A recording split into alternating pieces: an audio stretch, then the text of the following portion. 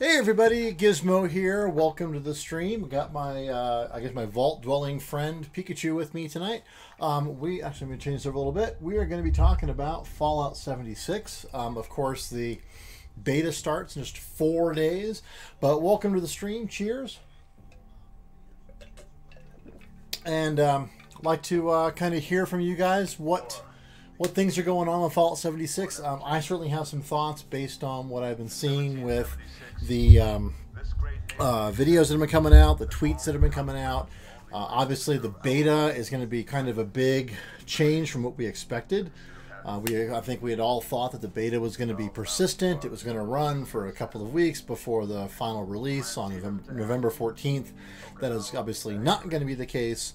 It's going to be more like the stress test. We're going to be doing things in a sort of time-boxed format, so it'll be a few hours here, a few hours there.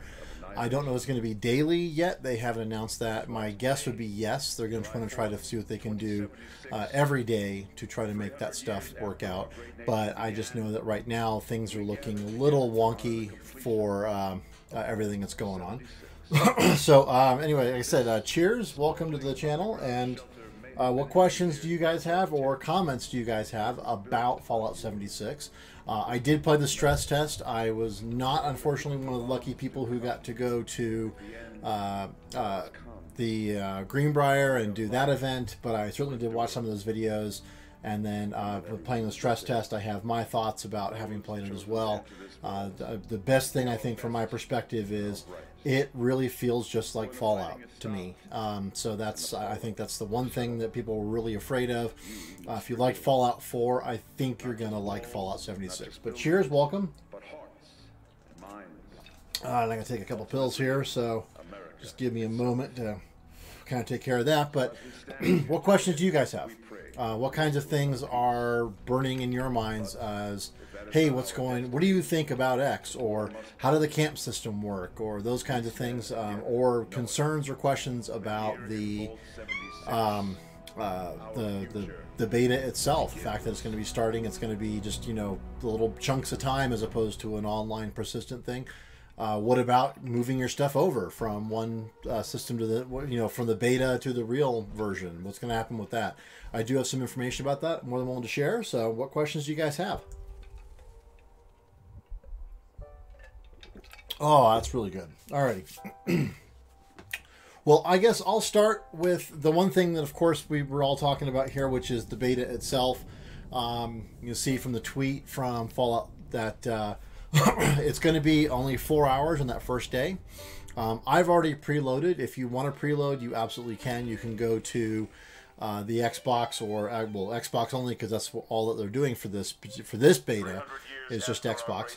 But you can just go in, and if you already have if you've already digitally ordered it on the Xbox, you can just simply go in, download it, you'll be all good. If you didn't, if you ordered a physical copy like I did, you will have to go to Bethesda.net. You should already have registered your game with Bethesda.net so you can participate in the beta.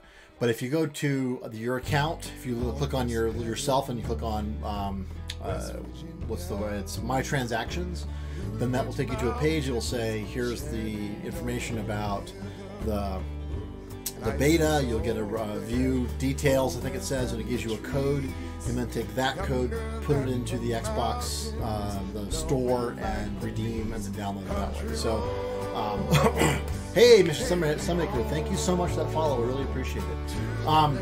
I think, like I said, you can easily get this stuff, and I think that we've got quite a lot of people who are going to be participating in this. Obviously, a much larger group of folks than we had for the stress test, and I think that there's going to be more servers, a lot more stuff going on, so I'm going to be really kind of curious to see how this all plays out.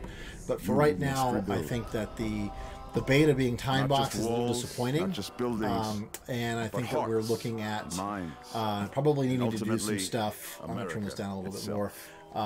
They need to do a little bit more stuff around the actual gameplay, trying those areas that are really kind of far out there. One of the challenges I heard from people who went to the Greenbrier event, one of them, I forget who it was, went really far out from the vault, just like hauled ass as far as they could away.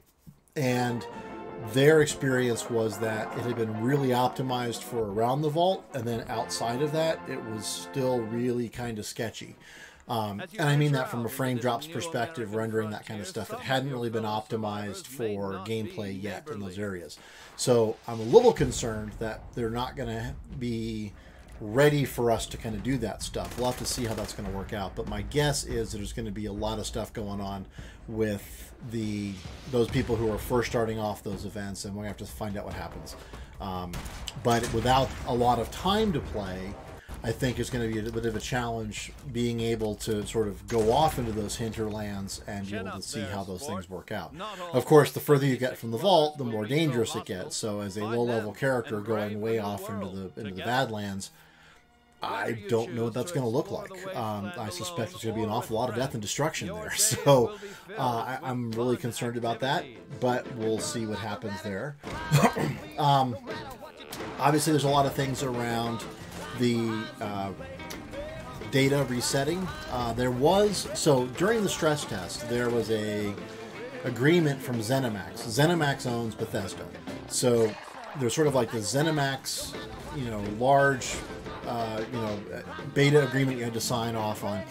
Everybody's freaking out, or not everybody, but quite a few people are freaking out about it because it says on one point that they're going to try to preserve the data from beta and move it over into the live game when it goes active on the 14th. Great. But in that beta agreement, it says flat out, hey, look, your stuff could be wiped. Tough noogies. Which I think is kind of funny. I think at some level it's like, yeah, okay, that could happen. But number two is that is a sort of I think it's just really a blanket kind of agreement that ZeniMax has for all of its companies. So I don't think it's necessarily specific to Bethesda or specific to the Fallout beta, especially because we haven't launched I was able to launch the game. You can't play it, but you can launch it. It doesn't do anything when you launch it. It just plays the intro screen over and over and over again. But we don't have the beta agreement for the beta yet because they haven't released it yet. So somebody had pointed that out, and I was like, yeah, but that's from the stress test. Don't worry about that. That may or may not be true. And it's very possible that at least the early stuff that we do with the beta may not carry forward. They may tweak, have to buff something or nerf something to the point where they're like, you know what, let's just reset because everybody's just out of whack. Okay, fine. That absolutely could happen. My hope is that we're going to keep all of our atoms, which is going to be the currency by which we buy the customizable stuff, all of the not mods, but all of the cosmetic things like your paint jobs for your armor, all that kind of stuff.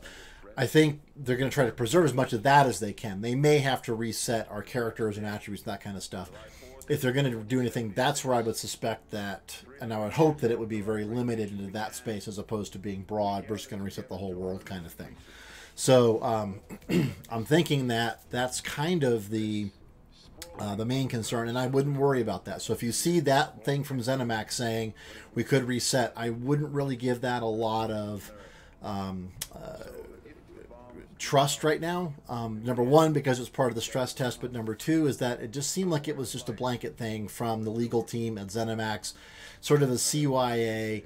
We could do anything. If you stream it, we can come after you, all that crap. I mean, that agreement said you can't take any screenshots, you can't stream it, any of that stuff.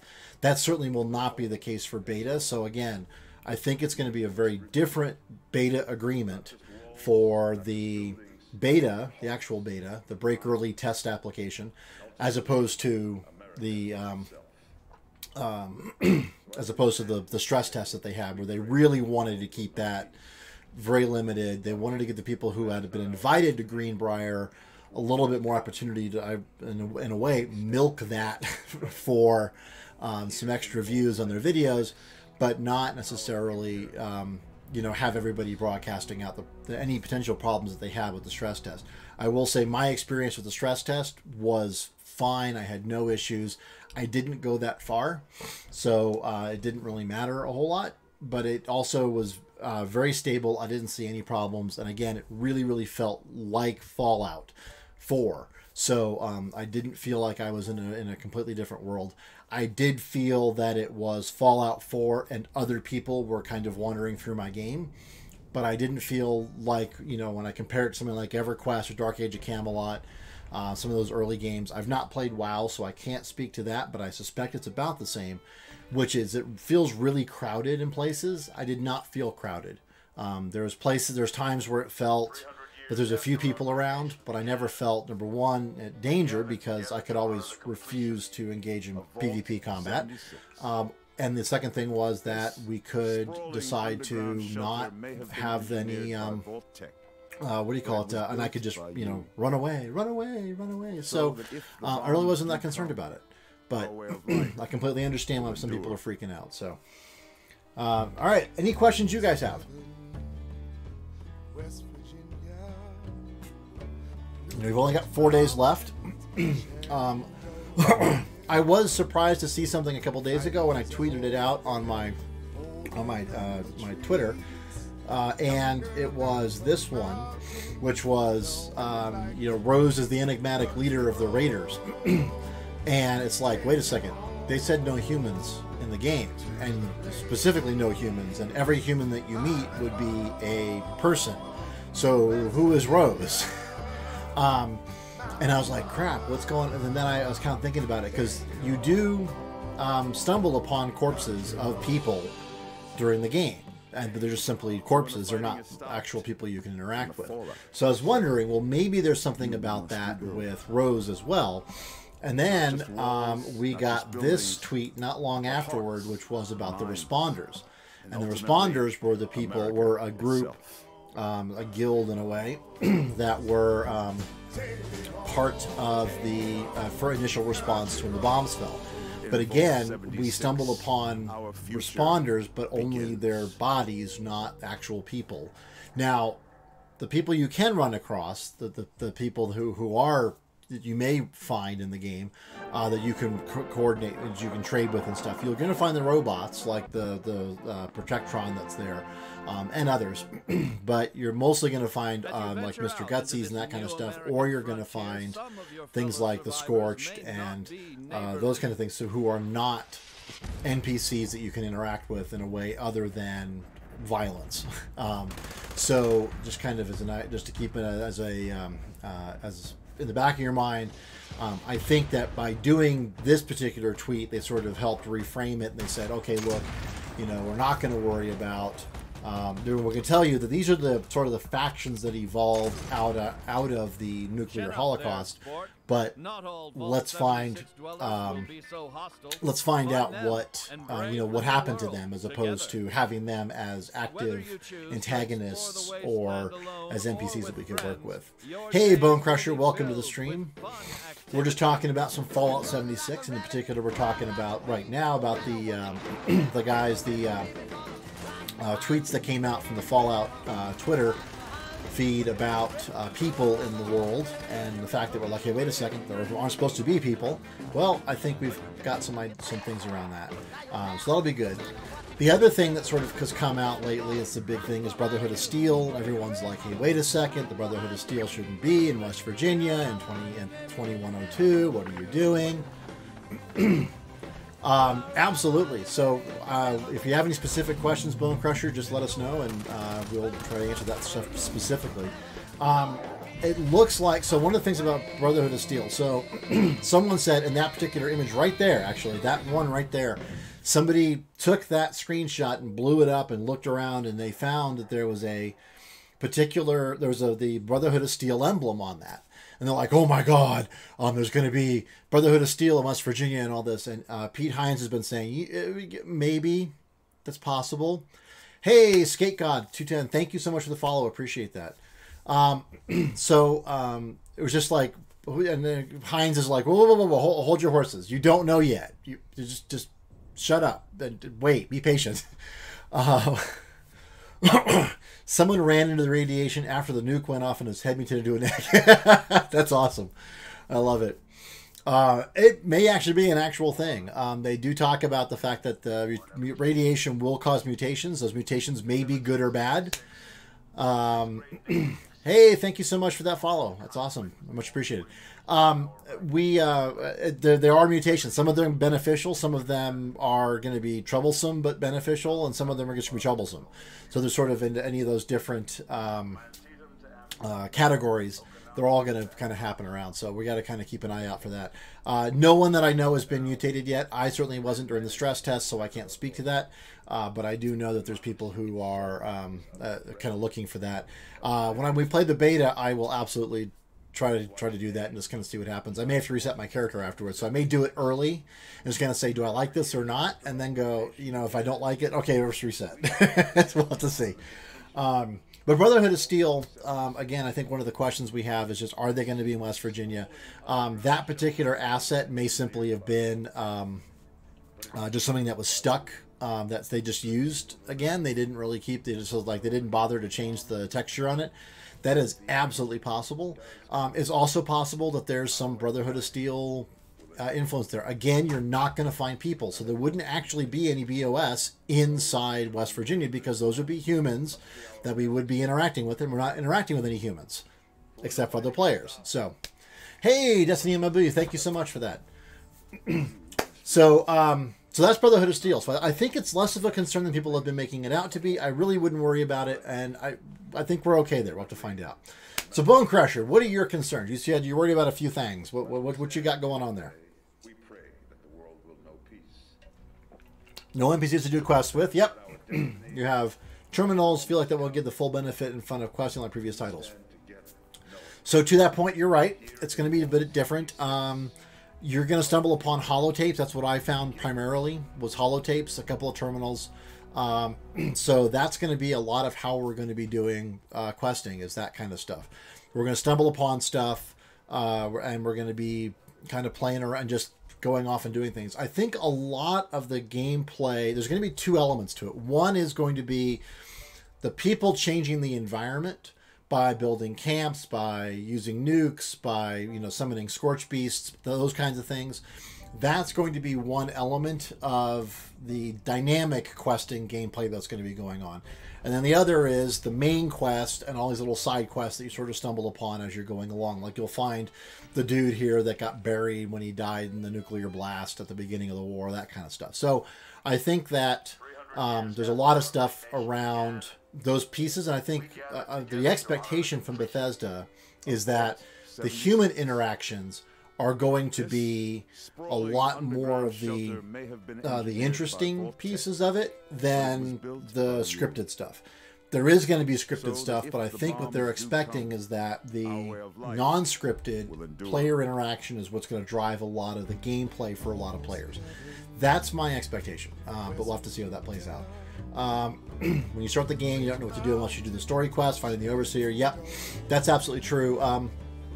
To some point, you can kind of tromp off and do your own thing, but finding the story, finding the Overseer quest is going to set you up to get established in the world. So it's sort of your starter quest.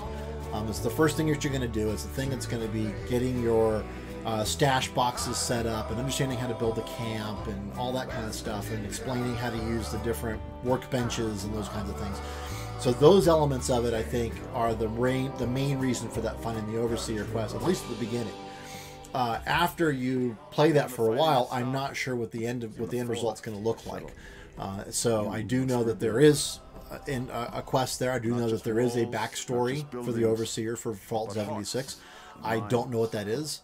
I'm intrigued to do it. I may do it right off the bat. I might not. I might punt and just simply head off into the hinterlands like other people have. But like I said, there are some benefits in doing that. You do get some add-ons right off the bat. There's just some easy stuff to do. You learn how the gameplay works. You learn how to use. You'll use some of the benches. You get your stash box and you can dump some junk off.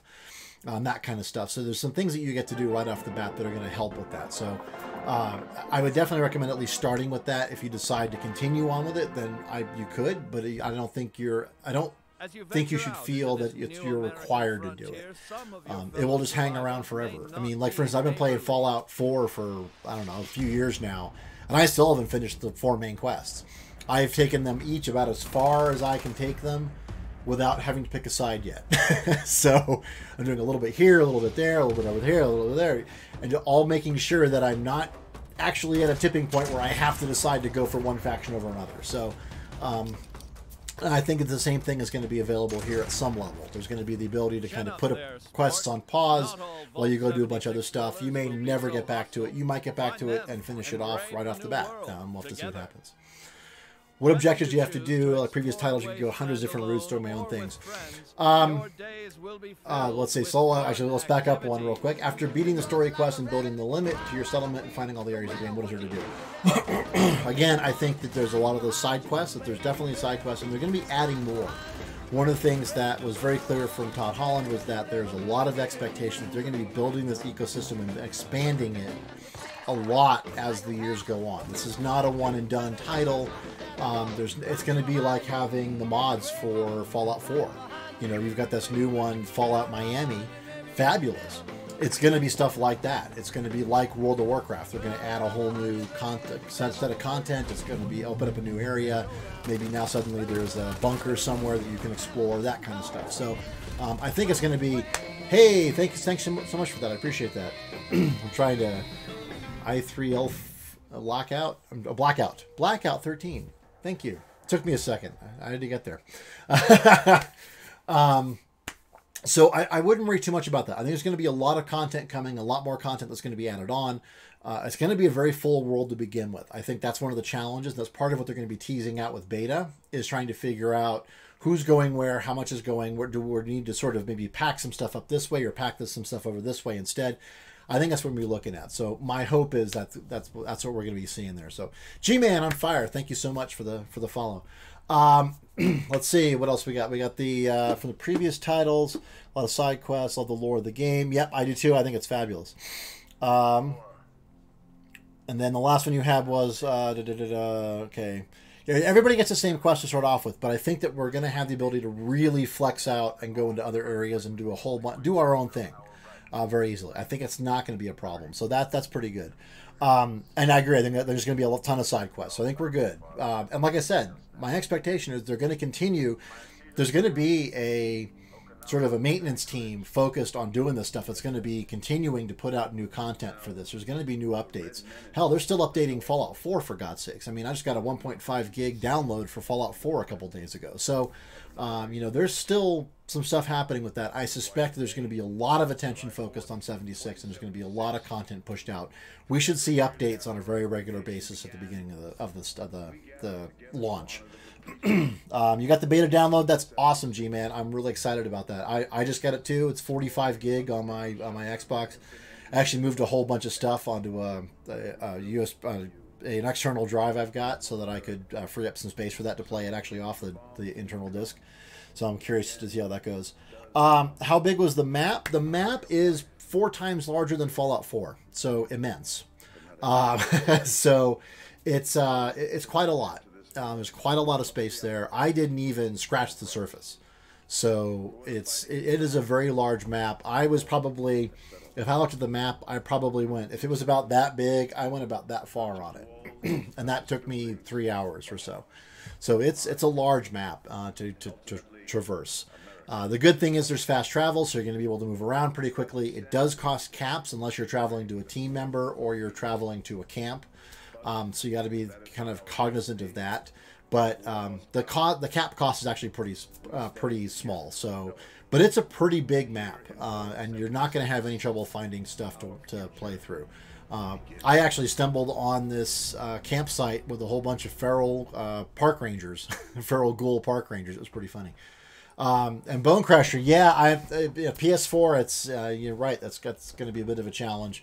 There's definitely some delays there. It's a little disappointing, but you know, we just gotta do what we can. That said, I will be streaming on the 23rd at 7 p.m. Eastern time. So as soon as the beta goes live, I'm going to be here doing that. So I'm blocking that section out from my calendar, and I'm going to be doing that. So how do you download the beta if you pre-ordered?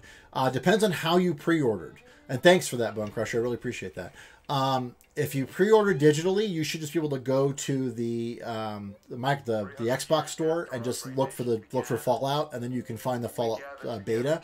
Just download it. If you ordered a physical copy like I did, I actually had the Tricentennial Edition. I got it through Amazon. Then if you have to have registered it with Bethesda.net. So get your account set up. Make sure it's all registered. You'll get a code from Amazon or from whoever retailer you got it from that you can then use to register your what do you call it? You register your edition, your copy with Bethesda. Then they will give you a code that you can You can go into the Xbox and then download it. You just redeem a code like you would for any other game. So the new ghouls, they're kind of Raider-ish, and they're called Scorched. So there were Scorched in Fallout 4, but they're a whole different thing. These are kind of like ghouls that got burnt with radiation, and then they have stuff growing out of them or stuck in them. I'm not sure what it is. They're like Raiders in that they can carry weapons and they can shoot people, and they can carry other stuff, but they actually use equipment as opposed to just simply carrying stuff around. So, and I think the answer is that they are, yeah, they look like skin and bone. They're red. They look like burn victims in a way.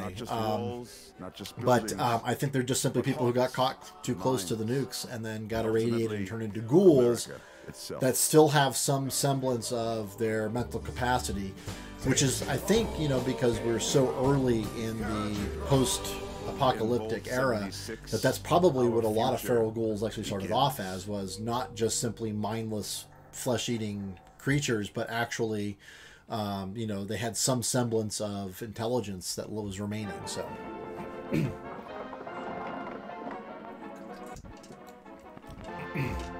And hey, Riptone, yeah, please. Hey, and thanks so much for the follow there. And absolutely, just send me a friend request. I'm just Gizmo DeVoe on Xbox, actually everywhere, YouTube, Twitter, Twitch, everywhere. I'm just Gizmo DeVoe. So just look for me and add me. It's all one word, no underlines, no spaces or anything.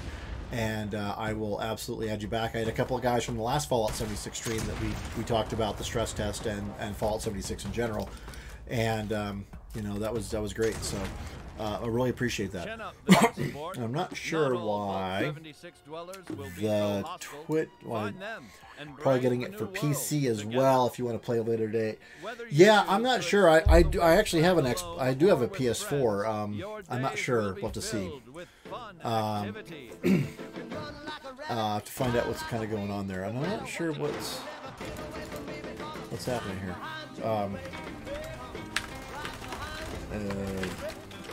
But yeah, just look for me. I'm just, like I said, I'm just Gizmo DeVoe, pretty much everywhere. So,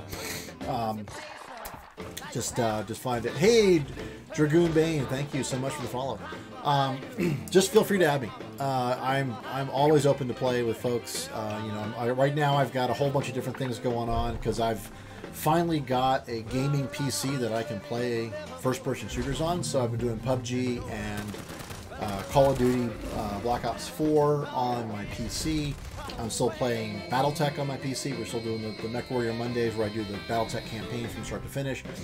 But I've got a whole bunch of stuff on Xbox, World War II, Call of Duty. So I'm sort of shifting over, at least the FPS stuff, to keyboard and mouse, which is really where my strengths are, is keyboard and mouse. So I'm trying to just kind of make that change because I haven't had a gaming PC in a long time. Mostly because it's just too expensive to keep up, and I didn't bother to do it.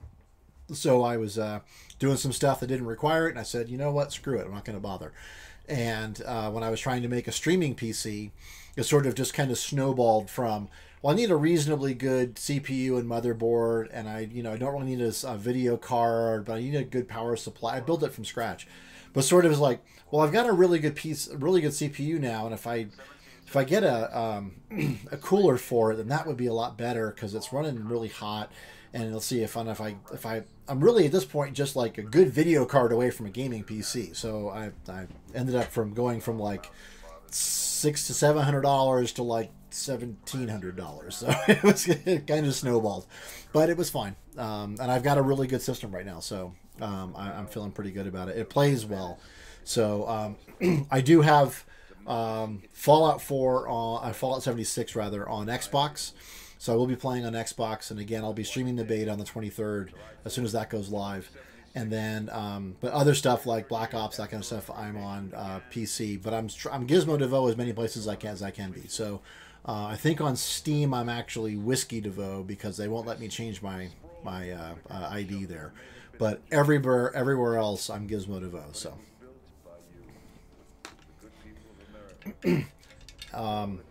Yep.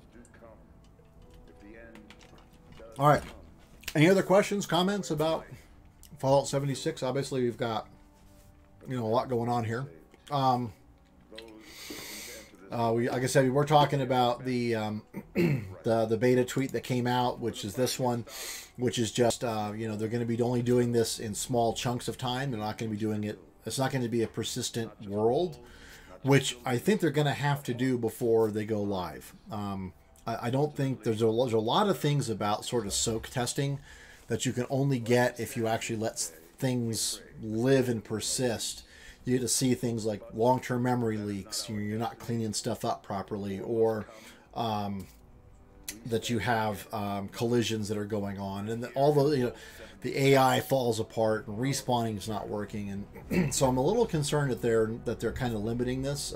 Again, this is just that one particular thing, so I'm curious to see what's going to happen with that. But I think the goal here is obviously going to be, what can we do to try to break the application so that they can fix those problems, so that we're not going to be dealing with a crap product.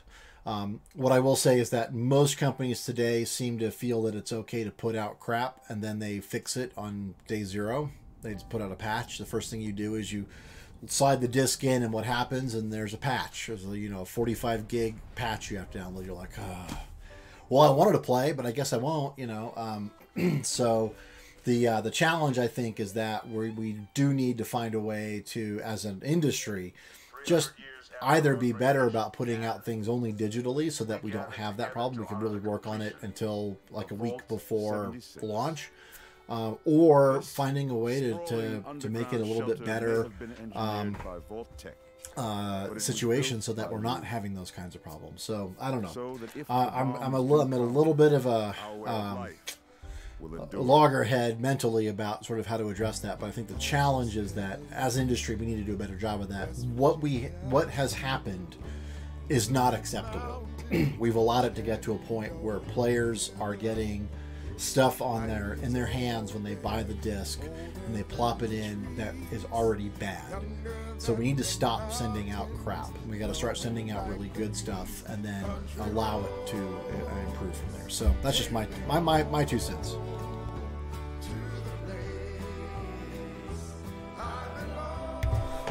Alrighty.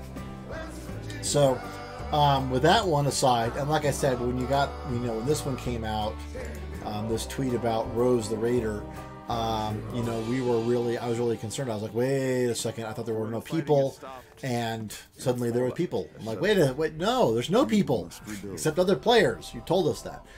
Yes, Bone Crusher. Question. Awesome. Love questions. What do you got? Minds, and ultimately, cheers. America itself.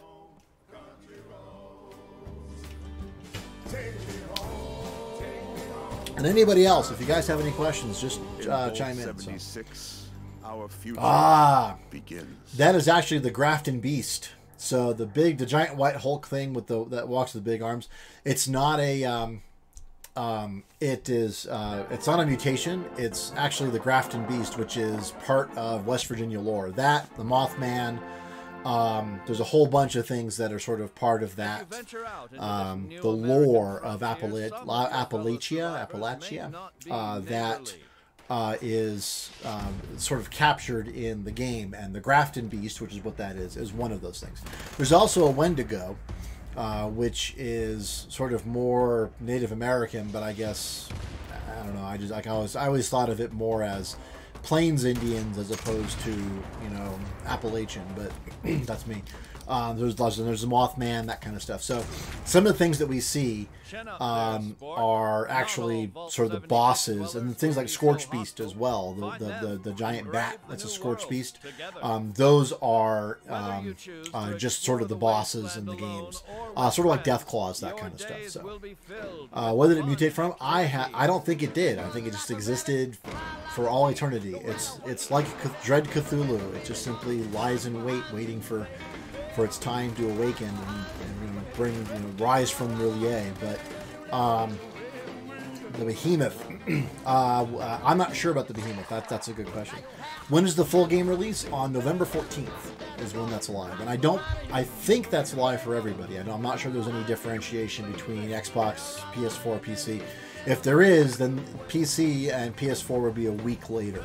That's typically how Bethesda's structured this stuff with the betas. So, like for instance, the beta for PS4 is going to start not on Tuesday, but a week from Tuesday on the 30th. So, hey, Casey T-Rex, thank you so much for the follow. Appreciate that. So yeah, we've got like I said, the beta. I think it's going to be interesting with the limited time zone, the time spans that they've got. I really think that we need to have longer running, and they may do this. I mean, the thing is, they've got 3 weeks before launch, so it's very possible that they're going to actually let it. That they'll do a little bit of things, and then eventually they're going to kind of just do it long. We'll do it for 12 hours now. Okay, now we're going to do it for 18 hours. Okay, now we're going to do it for 24 hours. Okay, now we're just going to leave it on. So I'm hoping that's what's going to go on. Super mutants weren't around in the era that Fallout 76 is in. Actually, from what I understood, they were, but again, my Fallout lore is not as strong as it is with others. My understanding was that it was part of the virus that they were creating. There was a mutational virus that was created, which is partly how the Brotherhood of Steel formed. So I thought that there was the possibility of having super mutants even from the beginning of the atomic weapons. So, but again, I think the one thing is we're going to find is that there's going to be a lot fewer of those kinds of people. We should not see any Brotherhood of Steel. We might see dead Brotherhood of Steel, so corpses and armor and that kind of stuff. I really doubt, given Bethesda's very strong statement about there not being any people, any humans other than other players, that we would not see anybody from BOS or from a Raider or the Responders or any of those things. All those other groups that they've sort of talked about, like, here's the Responder tweet that we just had earlier. I mean, that guy is a regular human, right? But I don't think he's alive anymore. I think that's the whole point of it. I think that what we determined is that all of the people who are in around the vault in this area are dead. And now it's just a question of, well, who's left? What's left, rather, more than who's left. And it's only the people who are actually, who are in the vault, who've left the vault, that you're going to be running into. Created by man way after 25 years. Oh, okay. Yeah, like I said, my Fallout lore is weak. I started with Fallout 4. Played a bit of Fallout 3, but I've never played like New Vegas or the original Fallouts and those kind of things. I've heard about them, and I know a lot of people who did play them and really enjoyed them for the RPG aspect. I know that for Fallout 3, there was a huge question mark about, you could do a lot of stuff with, being morally ambiguous. I mean, you could be a raider, you could be an outlaw, and there's a lot of things you could do. And so I think that's what one of the things that Red Dead Redemption is going to be really pushing that Fallout 76 will not be. Fallout 4, you were pretty much stuck into, you're going to be one of 4 factions, but none of those factions are really bad. And I know people have tried testing, like, well, what happens if I just kill Father when I stumble upon him? Okay, well, that certainly does change things. It breaks the game pretty badly, is what it does. So, that was never intended to happen. Whereas in Fallout 3, I mean, you can start killing the people, or in New Vegas, maybe it is. You can just show up and start killing people. And that could just be what you decide to do. You could be just a mass murderer. And I think that's one of the things about like Red Dead Redemption that people like, is that there's that ability to have moral ambiguity. Han shot first, right? Greedo didn't shoot. Han shot first. Han was not a upstanding good guy. He was kind of a scoundrel. He was not a good person. And it's through the movies that he becomes and redeems himself as a good person. But he has to go through that process, which is why when he leaves at the end of A New Hope, you're like, oh, come on. Well, yeah, but what do we expect from a scoundrel, right? He got his money. He's got debts to repay. He's gone. And then he came back. See, he's a good guy at heart. And so I think that was the thing, is that people like the ability to play those kinds of ambiguities. And some things, especially like Fallout 4, didn't really allow for that. And so a lot of people didn't like 4 because of that sort of structure and that enforced goodness that came around with it. Yeah, scallywag. That's awesome. I love that word. But I think the thing is that in Fallout 76, I don't know that you're going to have a lot of potential to do that. Now, I know that they're going to allow you to be a dick. But also that being a dick is going to have some really significant consequences. So you're going to do it, but then let's say that you accidentally, let's say that you're not accidentally, let's say you intentionally kill somebody else, and they didn't want to engage in combat with you. So then you become a wanted murderer. And at that point, everybody on the map is going to be trying to hunt you down and kill you. So the benefit here, I think, is that we're allowing for that the structure of the game is going to allow for retribution by the players for bad behavior. It won't necessarily allow for... It's not going to create constructs where you have to be a nice person. It's going to allow you to be a dick, but there's a cost. And that cost could be something that you don't want to pay. So, and I agree, Blackout. I think it's... when I found out about the system, I was like, okay, I like that. That is going to be kind of cool. So... My only concern is that people are going to become wanted murderers and then go, holy crap, and then log out. And then they'll come back in another server later on, and there might be some cool-off period during which they don't have to worry about, they can come back into the game and not be a wanted murderer. I don't know. It just seems to me like there's going to be people who are going to do it intentionally. And let's just face it, the internet is full of dicks. It's just it's just what it is. So we'll have to see what happens. But my hope is that the other players on that server are going to be, you know what? Okay, I want your caps. I want your stuff. I'm going to hunt you down and kill you. And so I think that's going to be good. And there's probably going to be people, I'm hoping there are going to be people who are powerful enough who are going to say, I'm not willing to put up with that kind of behavior on the game. So they'll sort of help self-police it. That's my hope. We'll see. Cheers.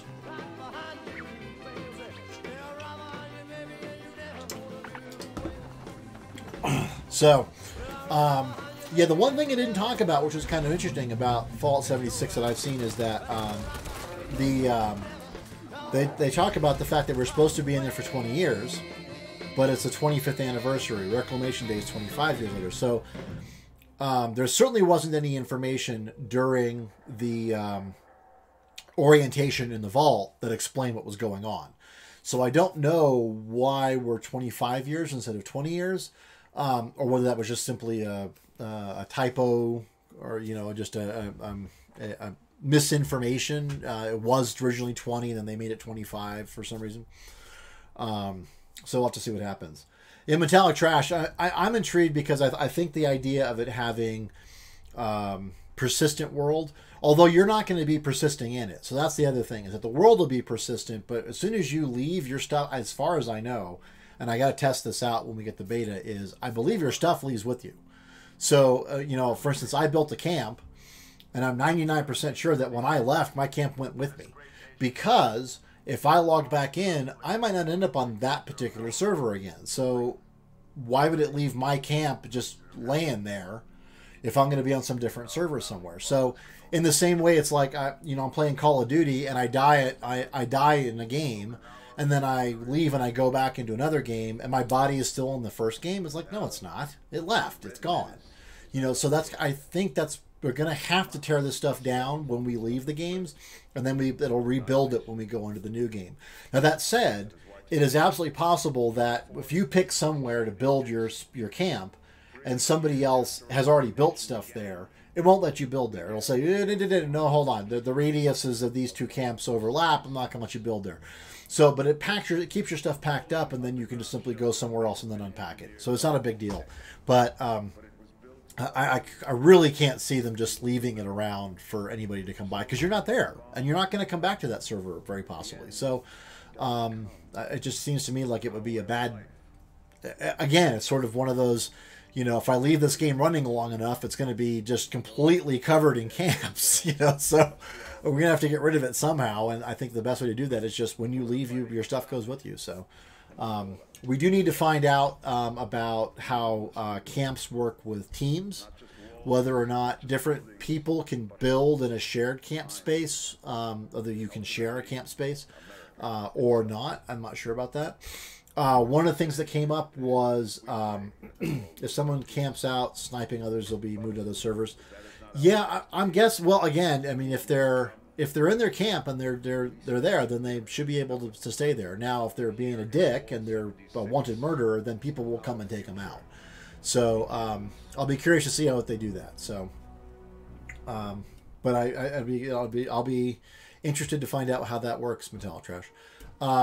One thing that came out, though, which is kind of funny, was they talked about during on the ZeniMax beta agreement, which, again, was just for the stress test so far.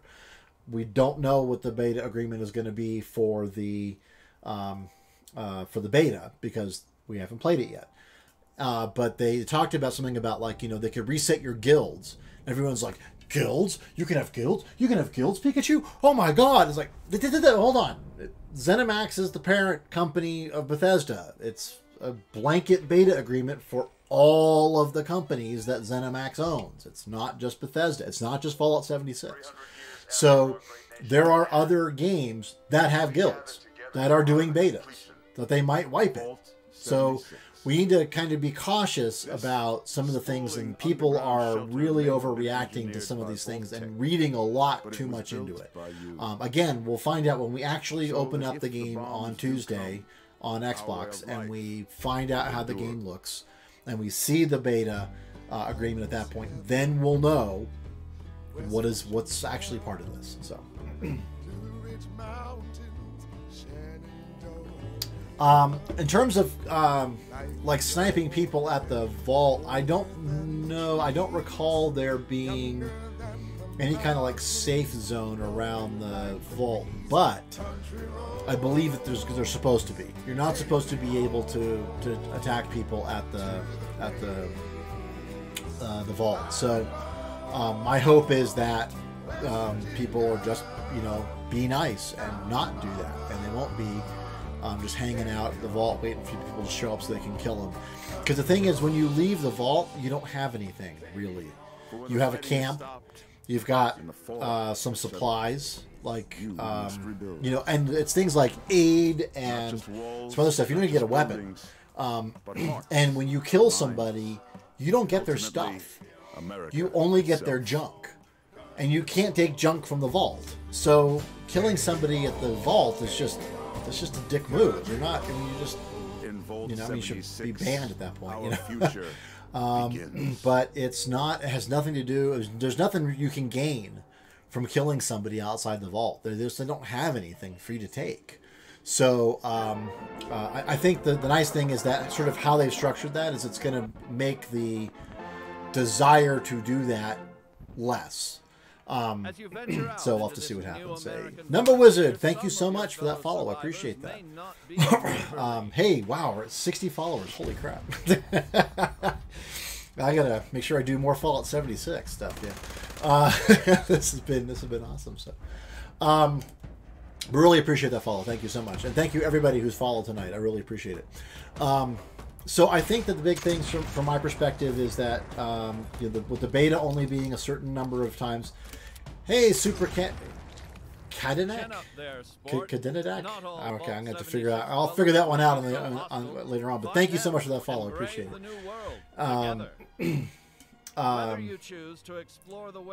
But I think with the beta being very limited on the number of people who can actually, how long we can play it, I think it's going to be really interesting to see. And Metallic Trash, thank you so much for the follow. Cheers, guys. Really appreciate it.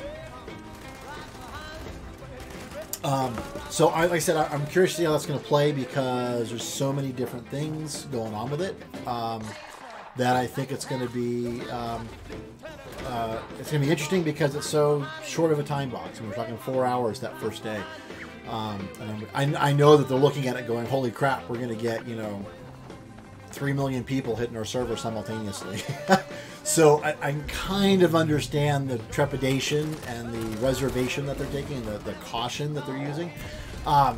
That said, it's kind of disappointing. I'm really hopeful that we're going to, as the beta progresses, that we're going to see that window expand and eventually go away entirely. And that'll just be you open up the game, you play, and you can be in the world and playing around. Now, the good thing that they have been saying is they do want to make it so that everything transfers over from beta to the real game. So any atoms that you earn, any stuff that you get, all the perk cards you acquire, all the attributes that you get, all of that stuff will persist and roll over to the real game. It's possible it won't. But I believe that their goal is going to be to do that because that's obviously where people are investing their time. I mean, we are providing a free service for Bethesda by doing this. So, we're helping them. And so my hope is that the expectation will be that we'll get all that stuff. And they've said that they want to try to do that. There's always the possibility that something could go really, really south that requires them to reset. But I think that is going to be like the absolute last final resort. It's, in essence, it's going to be do we really want to reset the game? No. So what can we do to avoid that? So my hope is that the answer will be, no, we're not going to reset the game. We're going to keep it, and it just will, if we have to limp along for a while until we can fix it, we'll do that. I think that would be their preference, so that's going to be a good thing.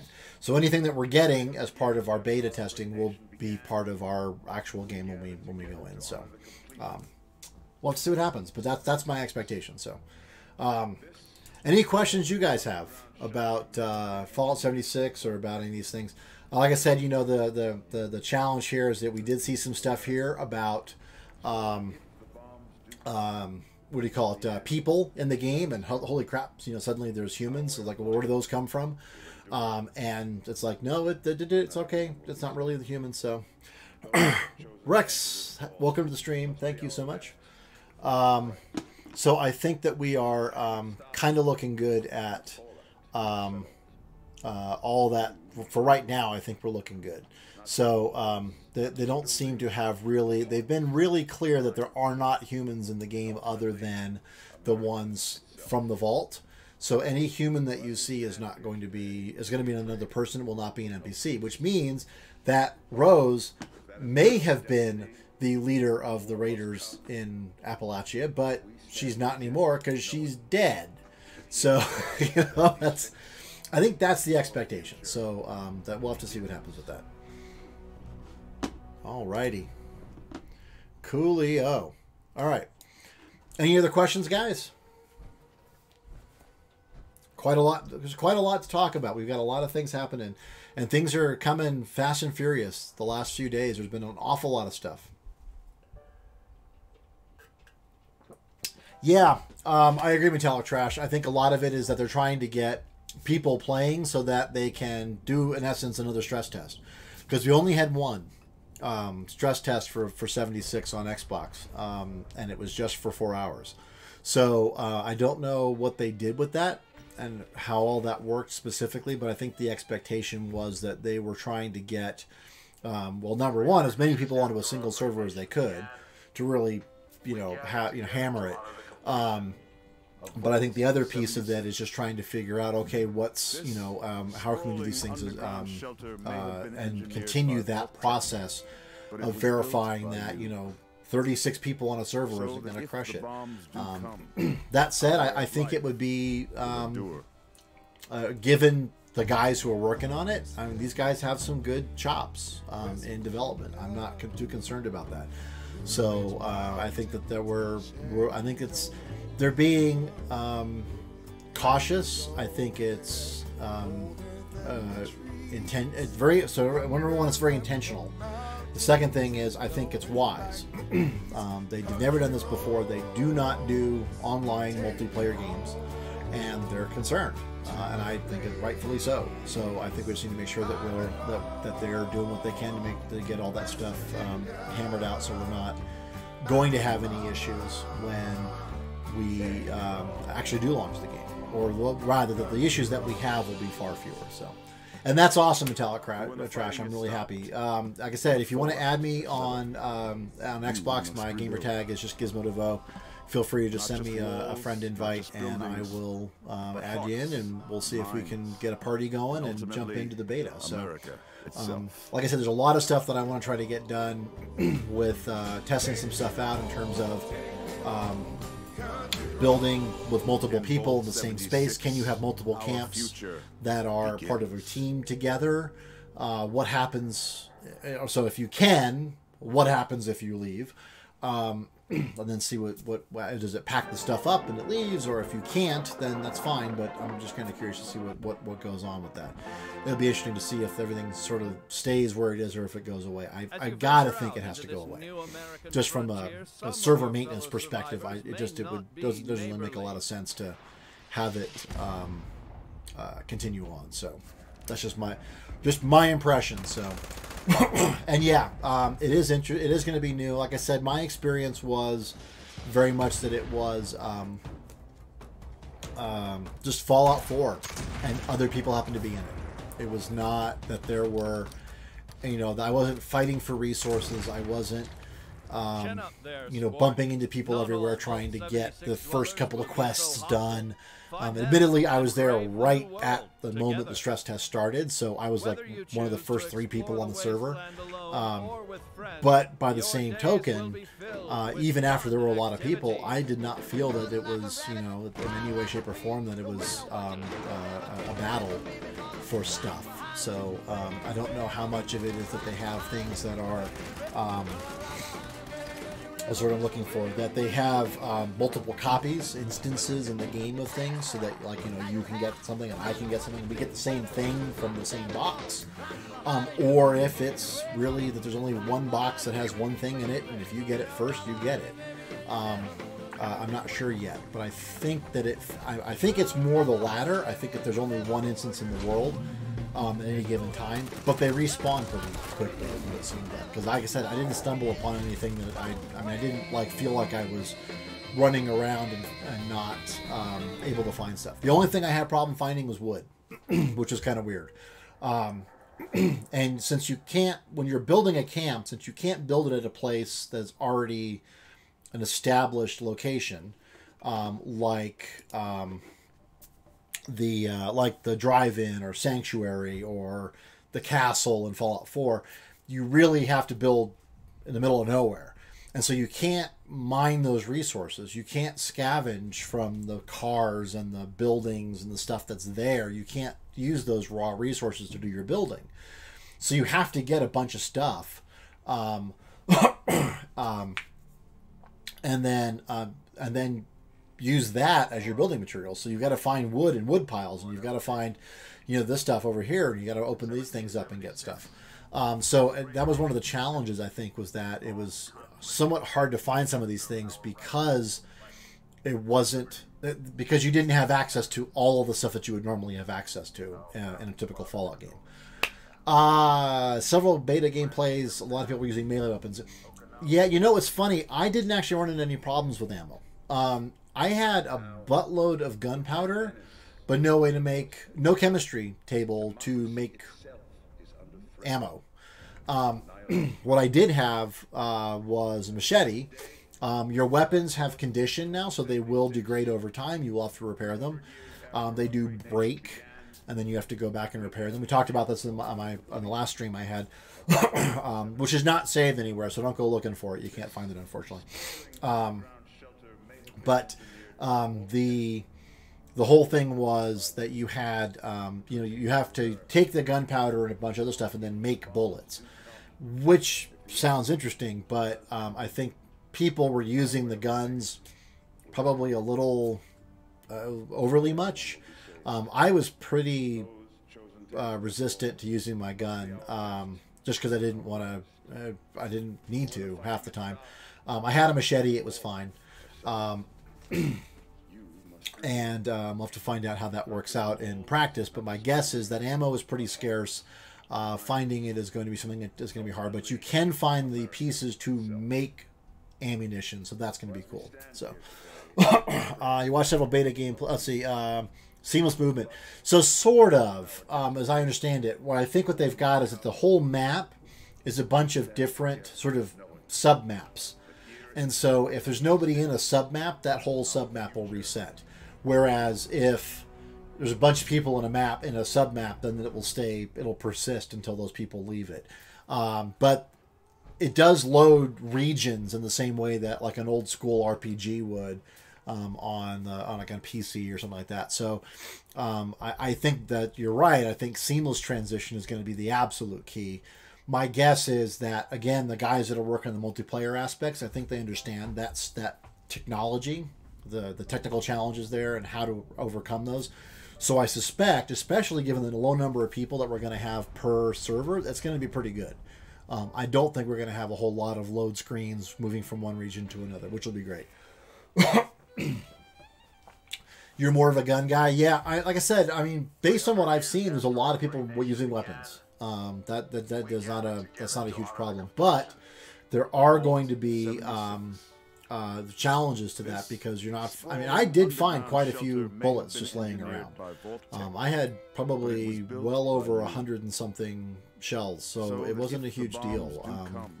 But again, I wasn't using it that much, so that's probably why I had quite some. I mean, what I was fighting were feral ghouls. So you can fight feral ghouls with a machete just fine. You know, if I was fighting a Scorch Beast or the Grafton Beast, yeah, I want a gun. But I didn't need that, so. Let's see. They work on private servers and maybe mods in the future. Yes. So private servers and mods, from what I understood from the latest and greatest information, was it's probably about a year away. I think part of that is going to be trying to figure out what do we do for... how do we build mods? But I think the other piece is that setting up private servers and allowing people to pay for them and all that stuff, that's a whole different thing. They've never had to do that either. So first we're setting up an entire game that is multiplayer, online, persistent world. Never done that before. And then we're saying, oh, by the way, we want you to have the ability to have private servers that we're going to pay you for. Well, how do we charge for that? What happens if you don't pay? I mean, all those questions that have to get asked about that business model, I think they're like, we'll deal with that after launch. So, and I suspect it's going to be probably several months before we hear anything about it again. But my guess is within 6 months, we'll know what's going to happen with private servers, and it might even have it by then. But it's going to be a whole different way. They're going to have to completely change some of the financial models that they have inside the company to allow for that kind of stuff. So unless they're going to partner with somebody or outsource it somehow, that's going to be a lot of effort on their part to do that. So I would be hesitant there. And the second part of that, of course, is mods, and that's going to require that we have access to the mod kits and all that stuff. And again, my guess is that they don't want to, since they're not going to have private servers, they're probably not looking at having the mod kits available for people for quite a while, so I wouldn't worry about that. And Lars Bromwick, absolutely mole rat. Absolutely mole rat. Yeah. And I think, when I look at something like Conan or something like that also that has persistent worlds that you can log into, but you can also have private servers. They actually had a partner who was responsible for managing all that private server stuff. They managed putting the game on the server and getting it all set up and connectivity and those kind of things. But that other company managed all of the sales and all that stuff. And so, like I said, that's a whole different thing. And I can't imagine that having a private server is not going to cost like $5 a month or more.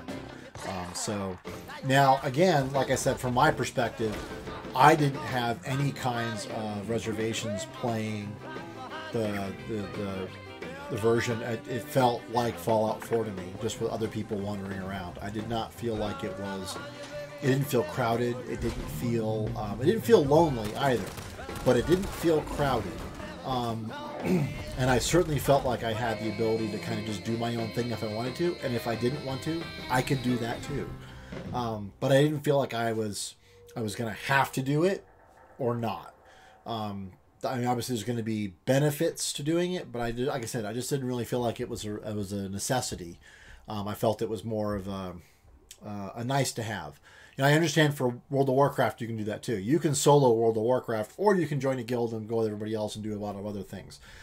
But it's not a requirement. You could solo it if you want to. So, I've not played it, so I don't know personally. But like I said, that's my understanding. So, all right. Any other questions on Fallout 76? Yeah. It is a very giant Pikachu, King Kong. It is. He's my buddy. He's my vault dwelling buddy. So he's also my lance mate when we play BattleTech. He's my squad mate when we play Call of Duty Black Ops or World War II. So yeah, he's been through quite a lot. But he's my giant Pikachu. So yeah, I need a gimmick. I mean, let's face it. I'm just some old guy who's been playing games for 40-something years, you know. I don't get to. You guys don't care about me, but Pikachu, you guys will come see Pikachu. So I understand these things. He is absolutely my partner in crime and partner in good. So we try to. Pretty much she just sits there the entire time I play, so it's kind of fun. It doesn't. You know, I don't like move him away when I'm playing. You know, like if I'm playing Call of Duty Black Ops 4 or something like that, it's like, nah, he just sits right there. How do the guns feel? Metallic Trash, thank you so much. Have a great evening. Hope to see you on the next stream, which will be, there's going to be the next one, Fallout 76, will be on Tuesday when we're actually playing. Yes! So hopefully see you then. How do the guns feel? Pretty similar to Fallout 4. I even used VATS accidentally, and partner anti-crime, yeah, maybe a little bit, but I accidentally used VATS, and yeah, sounds good, Metallic Trash. So but it ended up being like I said. So what I understood from using VATS was it didn't really matter where you were aimed. So for instance, if I was shooting at Pikachu, but I was aiming like over here, then if I shot, it would still hit Pikachu if the percentages were, if I rolled properly, in essence. I've got a 63% chance to hit him, and I rolled a 43. Yes, it hits him. You know, that kind of thing. Didn't really matter where I was to do that. It kind of just, it was, as long as he was in view, I could have VATS and I could shoot at him, which actually worked out really well. I have a problem with the Scorched, and I ended up having to shoot. I was kind of shooting off. I couldn't see him really clearly because it was nighttime. And so I'm like trying to aim it like crap, and I accidentally hit VATS, and I'm like, oh, that'll work. And then I started shooting, and eventually I killed him. But you can sort of cycle through your targets, which is kind of handy so that you can actually kind of see what else is out there, maybe hiding in the dark that you can't see in the game, which is kind of cool. But in general, the guns felt normal. It felt fine. I did have some weird things, but I always have weird things with feral ghouls where like they jump past me or they jump through me. I don't know how it works, but suddenly like I'm swinging at somebody and he's not there, and I turn around and there he is. And so, but I had that problem in Fallout 4 too. So, but it was built by you. Might not be as good as some people think it might be. Certainly possible, Denver Subset. I mean, like I said, my experience playing the stress test, I enjoyed it. I had a blast. I really wish I'd had more time to play it, to be honest. The game felt like Fallout 4. And there's other people were there. It was kind of funny. Like I said, I didn't feel like at all like it was a wholly different experience. It is in that there are other people in the game, but again, that doesn't really change the dynamic a huge amount. It's just suddenly there's other people in the game, and you like wander by and you're like, hey, how's it going? Thumbs up, you know, that kind of stuff. That emote wheel is right there. So it's really easy to use, and it's fun, and it's kind of cute. So, And did I get a chance to fight the Grafton monster? No, Epic Josh, I did not get a chance to fight the Grafton monster. That would be a... Oh, look, it's the Grafton monster. Squish. So, no, I didn't fight that.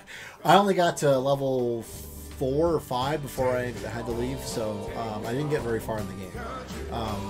I did do a lot of exploring, but I didn't get a lot of experience. So I didn't get... There's just some things I was looking for that I didn't see. I didn't actually get the perk card packs that they said they were supposed to get. So I was a little confused by that. And I'm just wondering if I must have just missed it. But I'll have to see what happens. So can you golf in the game? I think unintentionally, yes. I think you probably could set something up. The camp space is actually pretty small. It's about the same size as Red Rocket. There's a guy from my last stream, Rohan, who kind of gave that comparison. I thought it was great. I'm going to give him a shout out again because he did a good job with that. It's about the same size as Red Rocket in terms of where you can set up your camp and stuff. So when you're thinking about your camp in the game, think about something about that size. It's not going to be huge. It's not Sanctuary. You have to drive in. It's not the castle. It's going to be it's a fair size space, but it's not huge. And again, you can't salvage any of the stuff that's in your space. You can't just like set up camp and then grab all the stuff and then pick up your camp and go somewhere else and get all the trees and stuff. It's you can only get stuff that's kind of coming around. So you find those resources in certain caches around West Virginia, but you kind of have to find them in order to get resources. But since wood, which is so necessary for building half the things you want to build, you have to use that for cooking too. So if you want to cook stuff, you're using up the resources that you would be using to build your camp, which kind of sucks. So there was that, and thirst is in, and you've got to worry about your thirst, and drinking dirty water can contaminate you and make you sick and all that stuff. So King Kong, in answer to your question, you could build a golf course and play it. But it might be, or you can certainly knock crap around, but I don't know that, because I was able to knock some, when I was in the vault, I knocked around some balloons. So I think it's possible to do it. I don't know that anybody's taken that level yet, but feel free. That'll be cool. I'd watch that video. All right. But in terms of, like I said, the gameplay, like I said, I really enjoyed it. It felt to me like Fallout 4. I did not feel like it was a wholly different beast. I didn't feel like it was, oh my god, this is so different. No, it was really, really similar. And again, I don't know. The biggest things are going to be questions about those morally ambiguous things that you do. Can you become a raider? Can you do these things? Maybe. I don't know. I think there's more flexibility in 76 than there was in 4. I know a lot of people complained about that in 4 because they didn't like that you could sort of like, that it wasn't like real life. And I couldn't just like, oh wow, let's go do something. I know I'll show up in this town and start blowing away innocents. Okay, well, I guess you could do that, but why would you want to, I guess that's one way you're doing it. I mean, unless you're trying to like test how to break the program, which somebody did. One of the guys, I think it might have been Juicehead, was like, what happens if you kill Father when you first meet him? It's like, the game breaks pretty badly. Yeah, that's what happens. So, and thanks, Dimmer Subset. I love this cover. I'll show you a little bit closer on it. It's got like this little dragon thing going across it, the whole thing. So I picked up the Ren Fair, so I love it. It's one of my favorites. So a lot of running and gunning. Got to level 8. Wow, that's awesome, Epic Josh. It's fabulous. So like I said, I really enjoyed it. I thought it was good, and it ended up being like I said, I played quite a bit, but I didn't like do a lot of combat, so I wasn't fighting stuff and exploring. I was exploring. I was tromping around. I was hiking more than I was anything else. So that's kind of what happened. And yes, I believe it is carved. It's actually carved metal. What they did is they like they didn't mold it or anything. They actually took it and then they created they handcrafted it. They handcrafted it and then they attached it to the stein itself. So and they had a whole bunch of different ones. They had ones that actually had the lids. They had ones that, and I'm like, fabulous. But yeah, I like this one the best, so I picked it up. The Colorado Renaissance Festival had this, and I thought, wow, this is just fabulous. This is my one takeaway this year is this mug, so I was happy. I don't want to put it in the dishwasher. My guess is that the metal will expand and warp, so I hand wash it only. So I do wash it in some hot water, but I do hand wash it. So, but it's got a huge mouth on it, so it's actually easier. I can get my whole hand in there as opposed to regular cups. I mean, I'm a big guy, but I mean, I'm tall. I'm like 6'2", and so I've got my, unlike some people, my hands are pretty big, and I can stick my hand in there and actually get a sponge around and stuff. So it's pretty good. Do come, our way of life will endure. That's some damn good libation though. So, all right. Any other questions from you guys about this? I know there's an awful lot of stuff kind of going on. There's a lot of things with Fallout. Like I said, we've got all this stuff, like the raiders and stuff. Which again, you find people, you find bodies. I did not find any people, and so I think that was one of those things that people were a little freaked out. It's like, what do you mean Rose is the leader of the raiders? What raiders? What Brotherhood of Steel? What, it's like, calm down. No, not there. Move on. So, yeah, Dimmer, if you I am 6'2", King Kong. I can try to figure out. I'm trying to remember who I got this from. I'd have to go back and look at the receipt and find it out. But just send me a message, and you can either you can do whatever you want. You can tweet to me. You can send me a message on Xbox, on Twitch, on whatever, and I'll let you know if I can find out who made this. So, good side quests, interesting stories, stuff that keeps you big. Yes. I absolutely agree with you, Bone Crusher. And I think that's, like I said, I think a lot of it is going to be people are going to be driving a lot of the story themselves. I mean, there's going to be some elements of it where it's like I'm following this holotape, and then what happens is somebody nukes Charleston. Well, crap. Okay, do I want to go to Charleston, which is now a high-level area, and get some cool stuff? Or do I want to stay where I am? So I think the fact that the people are going to be modifying the environment, first of all through nukes, but then secondly through what do you call it? Just creating camps and all those things.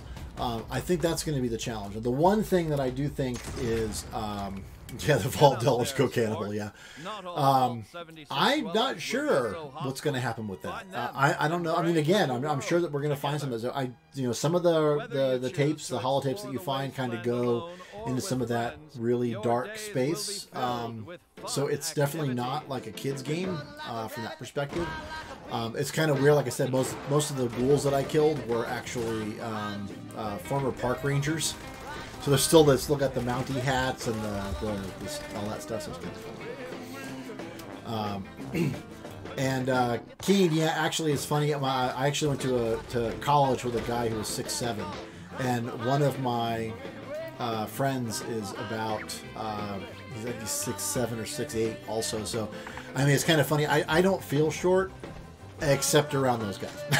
Suddenly it's like, oh, that's what being 5'2" is like. Okay, I feel okay now. Right? And Dimmer, you can absolutely ask about whatever you want to ask about. It doesn't have to be about Fallout 76. That's the primary, but whatever else you want to talk about. So, the reign of the food and feces. Yeah. It's sort of like that soccer team in the Andes. It's like, well, we got to eat, and these people ain't gonna care because they're dead.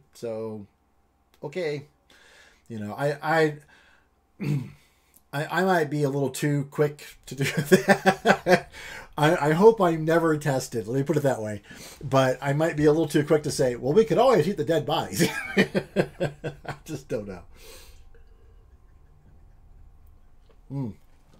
I might have to get a refill on my libation here. I'm getting low. So. Yeah, and it's hard. I mean, it's what's my favorite game of all time? Oh, that's a good question. You know, one game that I've always loved is The World of Zine. And it's because of how it was crafted. The first thing was it was two games. There was the Clouds of Zine and the Dark Side of Zine. But if you installed them together, you got the World of Zine. And you could travel between them. And back in 1992 or 4, I think it's when that came out. No, it had been before that. It was 90, 91, something like that. Yeah, it's got to be like 90, 91. So my computer at the time was a 386 SX20 with 2 megabytes of RAM and a 20 megabyte hard drive. Oh, man, I was the shit. Let me tell you, that was wow. I mean, my friends were like, holy crap, that game, that computer is awesome, man. You know, it was, 33.6. That was our dial-up. 33.6 baud, K-baud. And, but what I loved about it was that if you installed Clouds, and then you installed Zine, that you managed to get the World of Zine, and they changed all the intro the intro videos and all that. It's just one of those things where it's just sort of like it was the perfect time with the perfect technology and a good storyline, and it all just kind of came together. And it was just this great big ball of awesomeness that just happened. So after that would probably be Quake 2 and I would say Call of Duty Black Ops. I loved Black Ops. I loved Black Ops for a lot of reasons, but I loved the fact that it was set in the 60s and the 70s during the Cold War, that it was, you know, it was a great story. It was a fun multiplayer experience. They did a really good job with that one. So, House Steiner is from BattleTech. It's actually on my hat too. You see here. And it is one of the games that I play. I actually have been playing BattleTech for about 30 years now.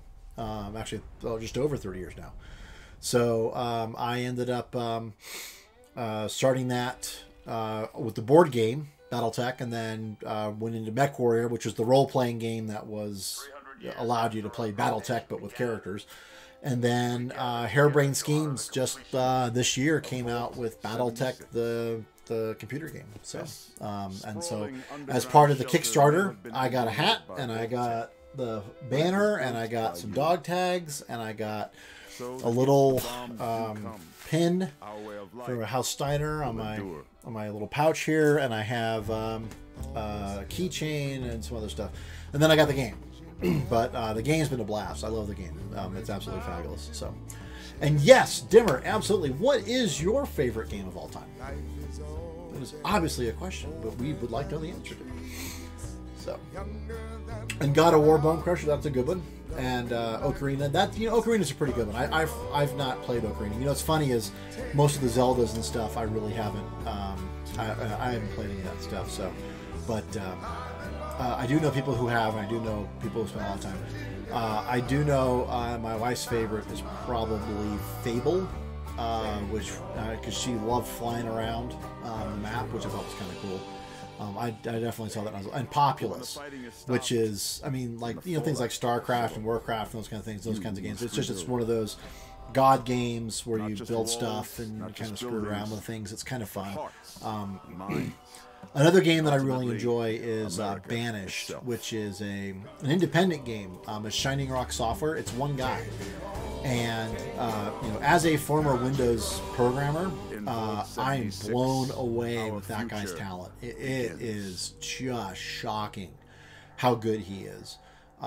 He managed to get so much stuff so many things to come together. Music and graphics and the gameplay. I mean, just everything came together. And I mean, the game systems. I mean, like I said, I'm blown away. I'm just in awe of that dude's talent. It is like 14 different skills, and they all coalesced into one game that he could make. And that just blows my mind. Blows my mind. So, with almost any game that I write, it's like I get halfway through something and I'm like, crap, I need to either develop a new skill or find somebody who has that skill. So I'm like, frack. All right, well, do I want to spend the next 6 months learning how to program databases? Or do I want to just simply punt? And so sometimes it takes me 6 months or 6 years. So anyway, yeah, God of War, and I've seen that played quite a bit. The one with his kid, with Kratos' kid, yeah, and it's good. I really enjoyed that. So that's pretty awesome. So, did we lose you, Dimmer, or are you just really spending a long time typing? I'm going to give you a chance to let us know, what is your favorite game?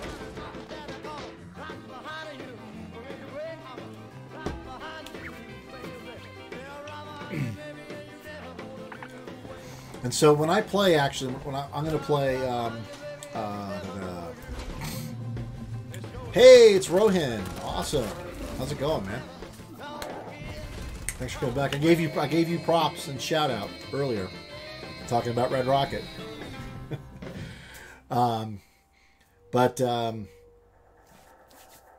Yeah, like I said, I've seen God of War played, and it's cool. I've seen several of the streamers on Mixer playing that, and it's pretty sweet. So,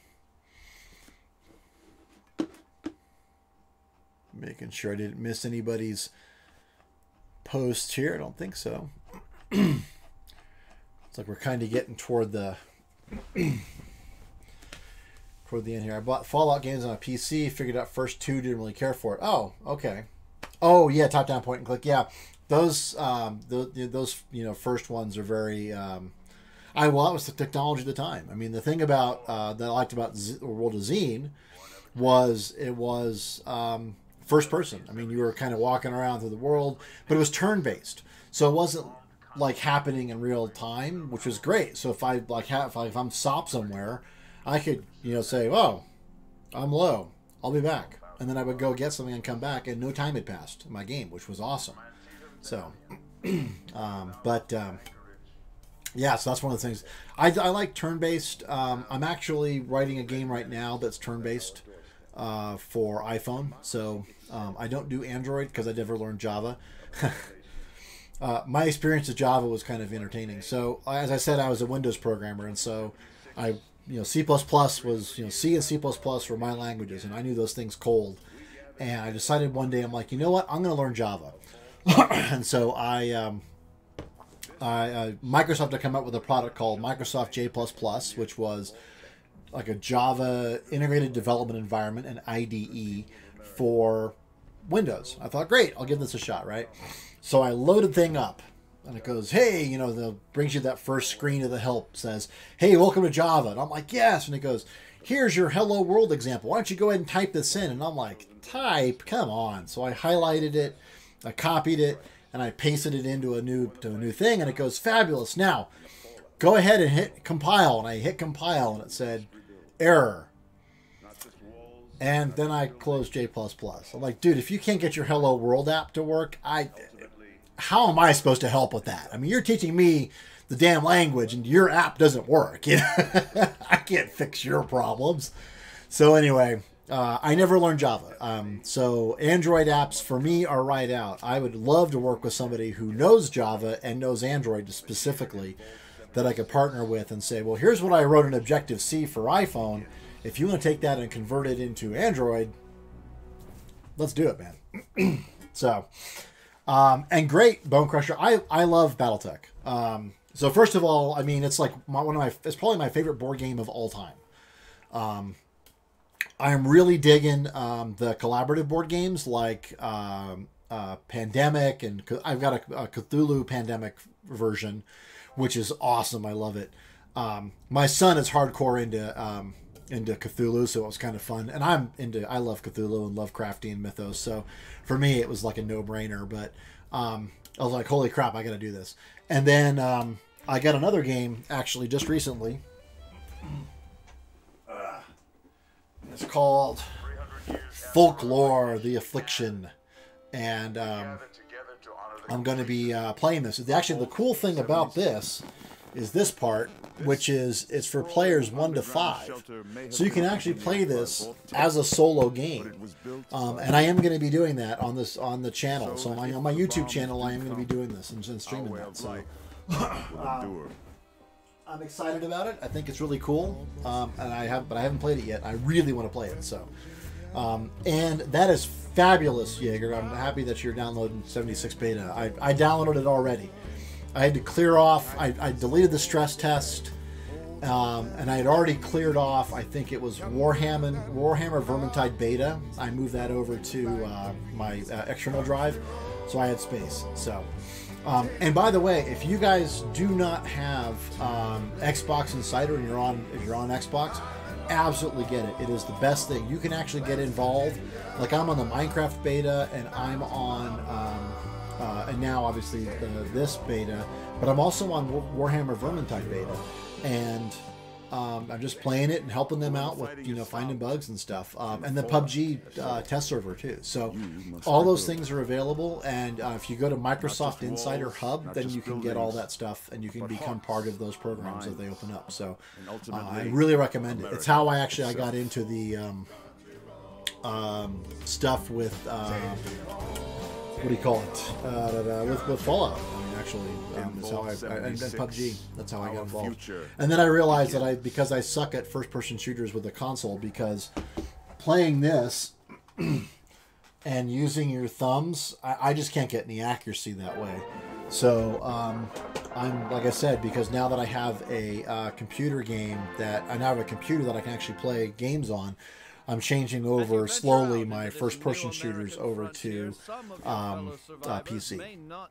So what is House Steiner? House Steiner is actually one of the 5 great houses in the Battletech universe. So in the 31st century, mankind has spread out to many, many other star systems across what we call the inner sphere, which is all of inhabited space that we know of. And there are 5 large houses, or successor states they're called, that rule part of those systems. And so one of them is House Steiner. There's the other 4 are House Karita, which is also called the Draconis Combine.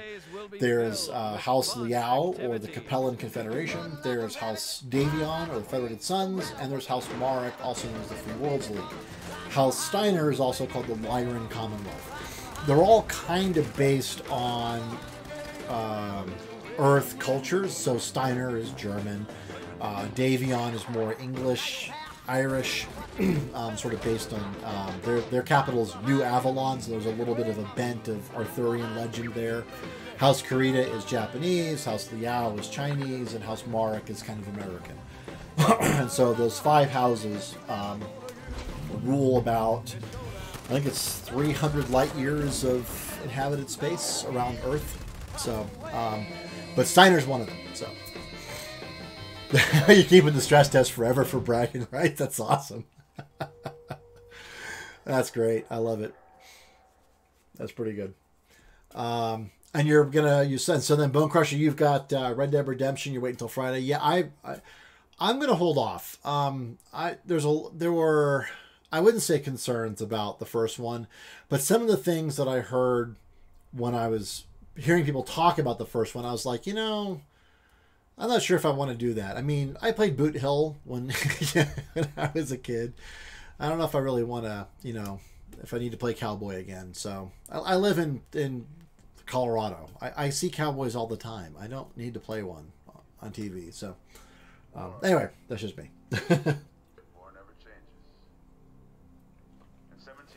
All right. Any other questions? Or I'm going to spend 2 minutes and I'm going to refill my libation. I'll leave you a Pikachu here. who is not much of a conversationalist, I'll warn you. And Blackout, sounds good. Take care, man. And we will see you on Tuesday when we go live with the beta. You'll probably actually see Rohin as Wondery as Jaeger in that one. We'll probably party up for that one, I suspect. I'm just guessing, but there's a high likelihood that's going to happen. So, yeah, have a great night. So I will see you guys all in a couple minutes. I would normally do a drink break little thing, but I'm going to leave this going so you guys can keep watching that background video if you want. It is still playing, but I'll be right back. I'm going to refill this, and I'll see you in a minute.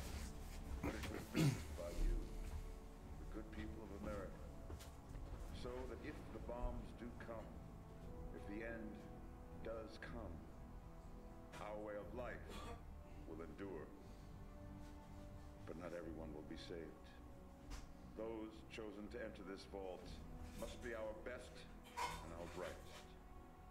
For when the fighting is stopped and the fallout has settled, you must rebuild. Not just walls, not just buildings, but hearts and minds, and ultimately, America itself. So as we stand here today, we pray that the world will know peace. But if that is not our destiny, if war must come, we stand together. Alrighty, and I'm back. Woohoo! Yeah, awesome. So Jaeger, you've got Fallout 4, 3.4 New Vegas 76 beta strat. That is awesome. I have 4 in beta right now, so but that's okay. I got a few things still to do, and hopefully we'll get some things squared away with the beta. Hopefully we can play a bit. I mean, the good thing is that I'm looking at it from this perspective, and at least we know for that first night that we got at least 4 hours to play it. So unfortunately, it's 5 o'clock my time start, so I'm gonna have to leave work early to do that. But you know what? That's okay. I'll make that happen. So anyway. Cool. Alrighty. Years after our great nation began, we gathered together to honor the completion. Okay. Any questions, concerns, comments? Like I said, Brotherhood of Steel, probably not in it. I mean, in it, but not in it. Raiders, in it, but not in it. So you're a diehard fan? Yeah, apparently. I think it was Bone Crusher was saying that he's got quite a few of the copies too. He had the original ones. So the nice thing is, and this is kind of the cool thing, Rohin, that you'll see is that now that you got the beta, you can actually launch the game. You can't do anything with it yet, but you can launch the game and it will play that whole intro sequence, through the forest and all that stuff. And it'll show you all. You can just play that in the background if you want. So that'll be kind of cool. So West Coast is going to be from 4 to 8. Yes, 4 to 8. So it's 7 to 11 Eastern time. So Colorado is 2 hours behind, so it will be 5 to 9 our time. It'll be 4 to 8 West Coast time. Settled. You must rebuild. And then, like I said, my hope is that what we're going to see is that over time, those windows are going to get longer and longer until they go away completely.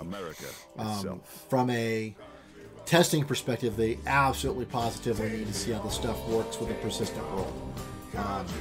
People logging in, logging out, logging back in again, changing. Because, if you're not doing that, you're not doing a good soak test. And just from a development perspective, you absolutely need that, especially when you've never done this before. So I really think that it's going to be critical that we have some way of actually looking at it from those. So that's my expectation around it. So I guess we'll see what happens. But for right now, that is the plan. I'm just curious to see if anybody else is really streaming about Fallout 76 tonight. So games. Nope, not really.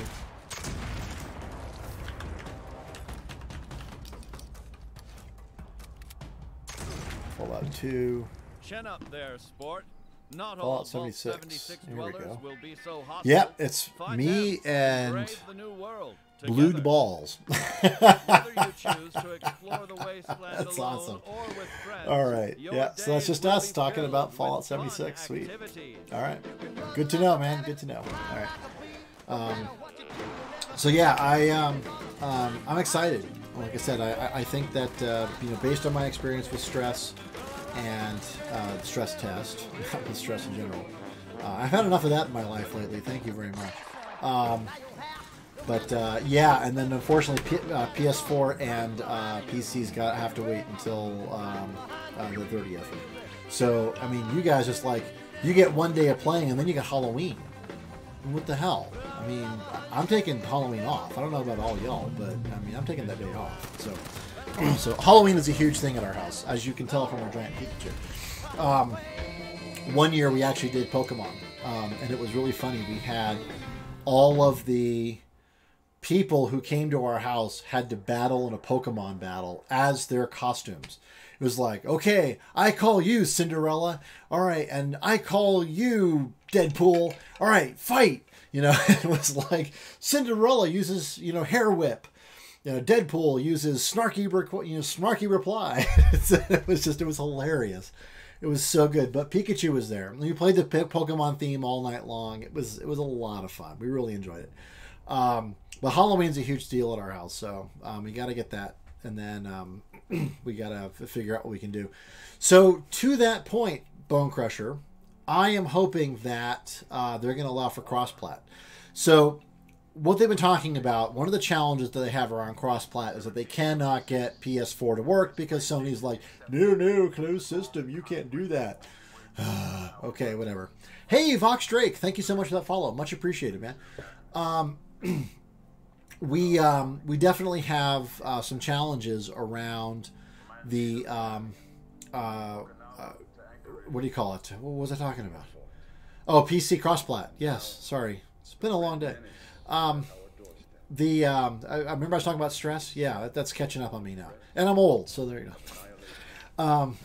But there has been talk that there might be cross-platform between some consoles and PC. So it's possible that there's going to be cross-plat. We'll have to find out. But I definitely know that, like, right off the bat, no. But that said, from a, like, if I were to take this hat off and put my engineering hat on, I would say, oh yeah, no, that's easy. We could easily do that. No problem.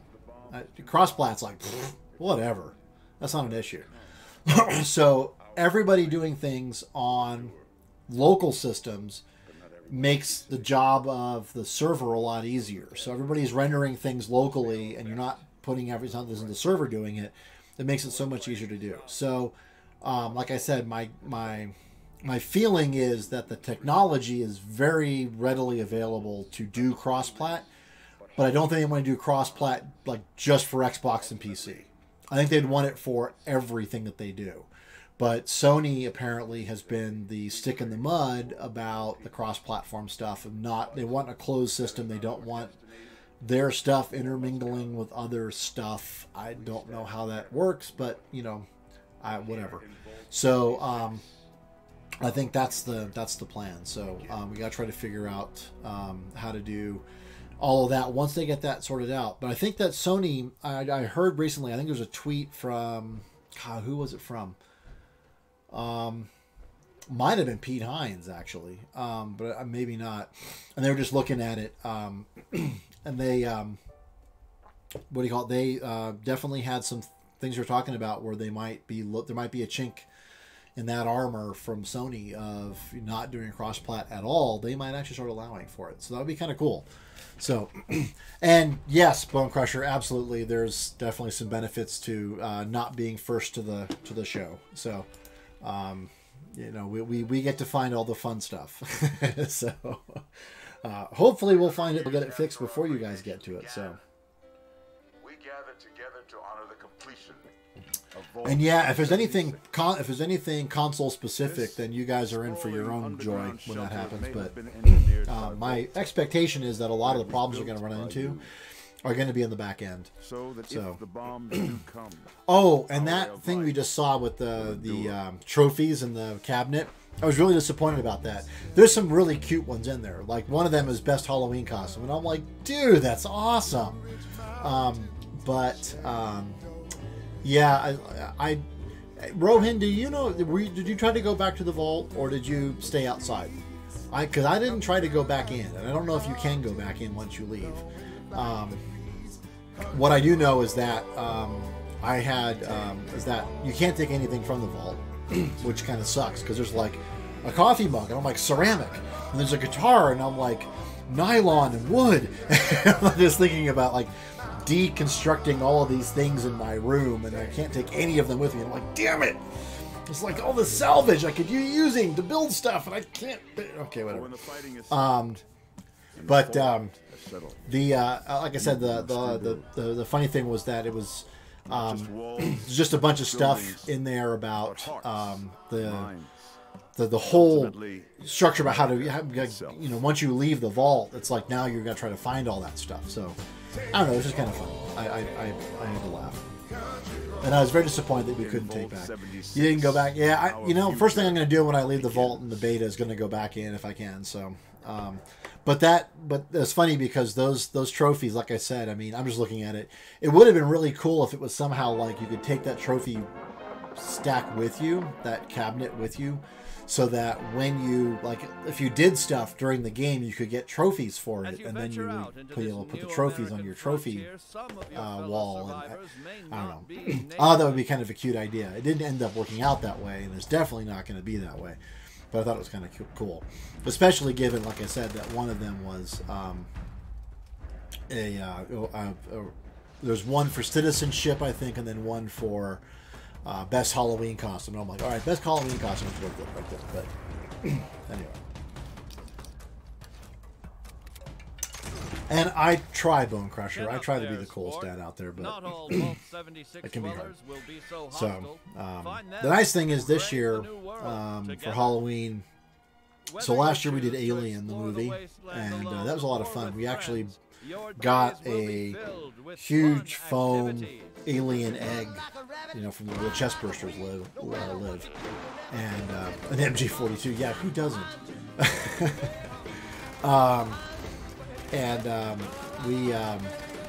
Oh, hey, thanks for that. Wow, thank you, Bo Intimidator. That is awesome so much. Thank you. Much appreciated, man. Yeah, we, what do you call it? Last year was Alien. My son, he's only 7, but he loves the movie Alien, and what he loves is he loves the bad guys movies. He loves Cthulhu, he loves Godzilla, he loves Alien. It's like all these things. What he loves is like the bad guys because they're just misunderstood. I guess from a 6 or 7-year-old brain that makes sense. It's like, oh, they just want to hug you to death, So anyway, and the alien's supposed to kiss you with his inner mouth. That's all. It's just, wants to kiss the inside of you. Anyway, so this year is Slender Man. So we're doing Slender Man this year because Slender Man is lonely. And so he's just getting the children together because he's lonely. Okay. We'll go with that. Yeah, there we go. So anyway, so that's this year's theme, the Slender Man. So it should be fun. I'm hoping it's going to be a lot of fun. I think the kids are going to have a blast. We're building a maze in the front yard. You know what? Is there a new Godzilla movie? Is it a follow-on to the first one or onto the 2014 one, or is it a whole separate Japanese one? I've not actually been paying attention. So, and now I probably have to because my son's going to be freaking out when he sees that there's a Godzilla movie.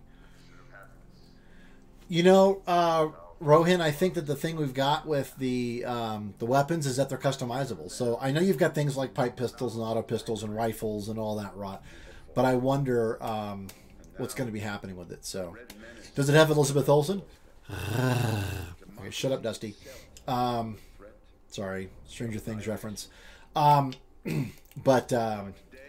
wow, Ghidorah, Mothra, and Rodan, dude, that's like, I kind of feel like that's the Batman movies, the original Tim Burton ones, was like, oh, we have to have a bad guy. It's like, okay, well, so then the follow-on was like, well, we had a bad guy in the first one. We need like more bad guys. And so they just kept adding bad people, like, oh, it's Mr. Freeze and Poison Ivy this time. And you're just, guys, let it go. Just let it go. And so this one is like, well, we had 2 Mutos. We have to have 3 bad guys. It's like, oh, just stop. You can make a movie that's character driven. I gotta tell you, I definitely will check out the trailer on that Bone Crusher. The guy, the sailor that, and it was Elizabeth Olsen's Scarlet Witch is like my favorite character from our Avengers these days. But her husband, that guy's MOS, I don't know what the hell it was. It was like, oh, you can do Halo jumps. You can, it was like, what the hell did this guy do in the military? I mean, come on. Who is this guy? I was just like, damn, bro. Wow. So, yeah, I will check that out, Bone Crusher. It looks really cool. I'm like I said, I'm sure my son is, already watched the trailers, already knows everything about it, is already, figured out the general plot line for the whole game, etc., or for the whole movie, etc. Past gun's a new one, same, and armor RN70s. Yeah, so Vox Drake, thanks for that. Yeah, certainly it's a lot of the stuff. I mean, I know that we have, I think they even have like the XO1 armor in there. So anything that you can find in Fallout 4, I believe, is in 76. So it's anything from the T45, 50, 61, 651, 60, or the XO1. All of those are in 76. So it's just a question of, finding them, really. So, but yeah, I'm kind of curious to kind of see how this thing plays out. So, an alien blaster? This sprawling underground shelter may You mean like by vault-tec, but it was built the energy weapons, like the synth sound? so The that Institute? if the bombs do come, our way of life. Or is there actually alien stuff? Because I admittedly, I haven't heard that. So I'm intrigued. But I kind of feel like we need Giorgio to be like, I'm not saying it was aliens, but it was aliens. Yeah. What's funny, speaking of aliens, is that was Walking Dead's premise. The entire point of Walking Dead, the sales pitch that Robert Kirkman had for the comic book Walking Dead, was that it was aliens who had what do you call it? Who had created the zombies, the walkers that the people were experiencing. That was it. And so then he delivered like 15 issues, and they're like, "Where are the aliens?" And he's looking. He goes, "Oh, well, right back here in this one frame, in this one this picture, you see there's a little spaceship right there." And ultimately, It was like, itself. really? That's your okay. But by that point, Walking Dead was so successful that they really didn't want to stop it. But it was just kind of funny. That was his end. His end was it was aliens making walkers, and then it just ended up. And then of course the show took it and it said, "Oh no, it's just a virus," and it just turns us all into walkers. It's like, all right, so. Intimidator. Yeah, they keep saying that. We'll have to see what happens. So I think that the answer is that we don't know what's going to happen. The whole point is, like I said, from my experience, and my major concern was having pretty much just played Fallout 4 and a little bit of 3, was that it was not going to be like Fallout 4. It was going to be a very different experience. It was going to be a bunch of people running around trying to grab resources. It was going to be crowded. It was going to be, you had to team up to advance, all these things. You had to guild and all that rot. And when I started actually playing it, it was like, this is not at all what I had feared. This is Fallout 4. Just there happened to be some other people here, but I didn't feel at all that I was, being challenged for stuff. The biggest challenge I think that Bethesda has had is that people keep asking, so what is it? Is it Rust? Is it this? Is it that? Is it these? And they're just like, it's not really any of those. And it's because it's not. it's Fallout 4 with people, which is what they tried to build. I mean, they've been trying to build Fallout 4 with people since Fallout 4 came out. So, I think the real thing that we ended up here was that it just ended up being sort of what would happen if we had a small number of other people who happen to be playing the game at the same time. And that's really what it feels like. I'm sure as things sort of shift around and evolve, that people are going to be, you know, as you're teaming up and you're doing these things, that there's going to be different things happening, especially with nukes and that kind of stuff, where it's going to change the play quite a bit. But I think in general, right now, at least at this sort of nascent stage, I think that like I said, it just feels like Fallout. And I don't feel like it's really that much different. But I think the challenge, to your point, Intimidator, is that it's just there hasn't been really clear direction from Bethesda, from Todd, from Pete Hines, from any of the dev managers about like, what is this thing? And they're all just like, well, you know, and that's like, that's not a good answer. And so I think it's going to be, we need to kind of figure out how that's going to look. And I think people are reserving judgment, and they're going to look at the beta, especially. I mean, so people are looking at Greenbrier and going, oh, okay, that's interesting. I think when we really get into beta and we're starting to stream it like everybody is streaming Fallout 76, I think people are going to start looking at it and going, oh, okay, now I get it. But yeah, I mean, like I said, it's not World of Warcraft, and it's not EverQuest, and it's not Call of Duty, and it's like it doesn't really fit comfortably into any of the existing genres. And so that's been the challenge they've had of trying to describe it. And I think if they had, and they've tried to bring it in and say, well, it's simply because it's Fallout 4 but with people, and that hasn't been satisfying to a lot of the reviewers. And I think that's actually a lack of imagination on the reviewers' part more than it is a failure on Bethesda's part. But I think Bethesda's been challenged with that. They've just been struggling to communicate that effectively. So, and yeah, a lot of people on YouTube are saying a lot of things about 76. So, I just watched one today from, God, who was it? I forget who it was. Let me go find out, actually. Hold on. It was from this dude, JV 2017 gameplay. And, you know, I like some of his stuff, but it's a little hyperbolic. It's like, you know, oh, they could wipe the beta. It's like, yes, possibly. That could happen. They said they're not going to try to. They're going to try to bring everything from beta to the regular game.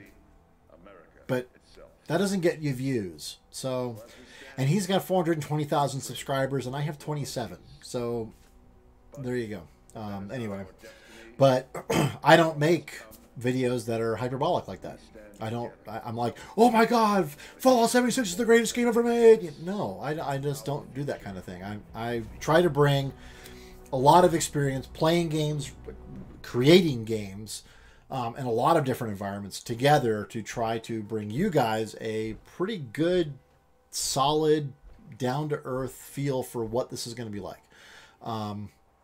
And so that's what I'm trying to bring to the table here. I'm not trying to bring fear-mongering and scaremongering and that kind of stuff. I'm trying to say, hey, look, this is, you know, like one of his videos is like, oh, well, the ZeniMax beta says this stuff, and there's guilds. There's going to be guilds? No, there's not going to be guilds. There's nothing about guilds. There's nothing about guilds. Bethesda said nothing about guilds. So anyway, all right, Bone Crusher, thank you, sir. Appreciate it. Have a great evening. And I will absolutely need to check out the Alien Blaster, Rohan. That's gonna be kind of cool. And we think what else? Fallout game, every Fallout up in the franchise. Yeah, that would be kind of cool. I gotta say. All right, play the next Assassin's Creed. You know what? I've never really played Assassin's Creed at all, ever. I've heard really, really good things about it, especially Origins. I thought that I've seen some of the gameplay there, and it's stunning. I feel the same way about Assassin's Creed that I do kind of about Battlefield. I don't know who's responsible for the artistic direction for Battlefield, but my God, that stuff is gorgeous. I mean, it's a destroyed town. It's crumbling. It's been blown apart. It's been bombed. It's been shelled. it's gorgeous. I mean, it's you just like kind of wander around. You're like, oh my god, this is like. I mean, if this was VR, I would be fully immersed in this environment. This is amazing. So, you know, playing that versus saying like playing Call of Duty, it's two different experiences. You know, one is very clearly a video game. The other one is very clearly an artistic. It's an art piece that you happen to play within, and it's just two different games. I'm just amazed at the stuff that they come up with. So I don't know about new Assassin's Creed. Actually, no, I've got so many games. I've got Spider-Man. I've got Godzilla on PS4. I've got. I just picked up Fortnite because it was free. I've got PUBG, Black Ops 4. I've got now Fallout 76. I just don't know when I would play anything. I mean, BattleTech I still play. I'm still playing, you know, BattleTech with House Steiner. I don't know when I would play anything else. I'm having a hard. I am streaming. I'm trying to stream 3 times a week right now, and I'll tell you, doing 3 times a week is killing me. I've been doing 3 days. I've been doing Mech Warrior Monday, where I play BattleTech. We're playing the campaign from start to finish. I've been doing Wayback Wednesday, where I play old school video games like Quake or Doom or even Clouds of Xene and World of Xene, that kind of stuff. And then I do Fallout Friday or FPS Friday, depending on, you know, alternating weeks and stuff. This one has been mostly about Fallout because Fallout, I mean, gods. So, although I did play some Black Ops for a couple weeks. I played last week. I played Black Ops because that was fun because it just came out. But that's killing me. Those 3 days a week. I mean, this is not my day job. I mean, I wish it was. God, that would be awesome.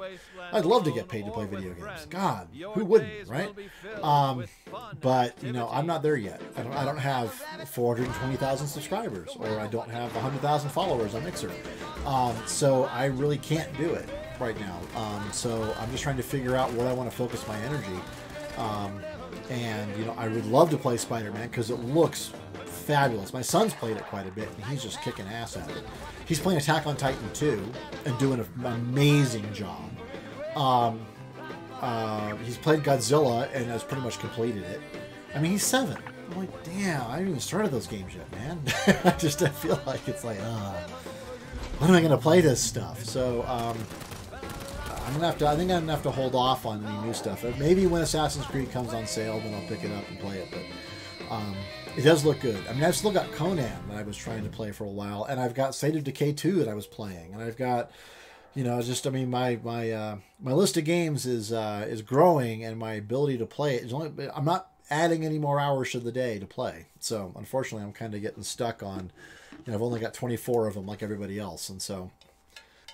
Maybe I need to invent that flux capacitor in my copious free time so I can go back and play more games.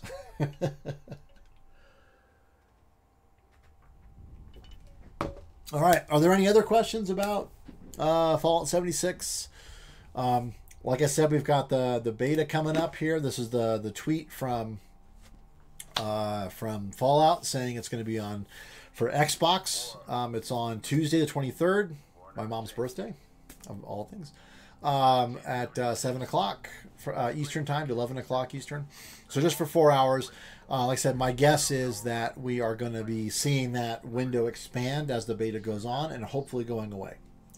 The other thing is that they tweeted this, which was Rose the Raider, and everyone's like, and hell, even I tweeted it. I was like, wait a second, I thought there weren't people in Fallout 76. Where did this come from? My guess is that, like the responders, which are right here, that these people are dead. That they were around at the beginning of the apocalypse, and they've since died off or become scorched or something. And so we're not going to find them anymore. But that they were people, and they did have lives, and they were living after the bombs exploded. And now we're, what do you call it? And now they're just... their bodies somewhere in the world. So, and yes, Rohan, I think Time Machine would be fabulous. That'd be awesome. I love that. So, but any other questions from you guys about this? I mean, we've got a lot of stuff covered. 4 days till beta. Excited about that. You know, we've got a lot of things to do. If you have pre-ordered a Fallout, you can get the beta pre-installed You can pre-install it right now. If you did it digitally, then you can just simply go into the Xbox store and download it. If you did a physical copy, then you can go onto Bethesda.net, look under My Transactions under your account, and then you just click on your icon, your avatar, and there'll be a My Transactions drop down, and then that'll give you a code. You can go into the Xbox and plug that in and go. I'm not sure if you can preload for PC or PS4 yet. I think the answer is probably not, but I don't know. Yeah, at least you can start getting into have it available so that, you know, come Tuesday night you can play it if you're playing on Xbox. So, all right. Anything else?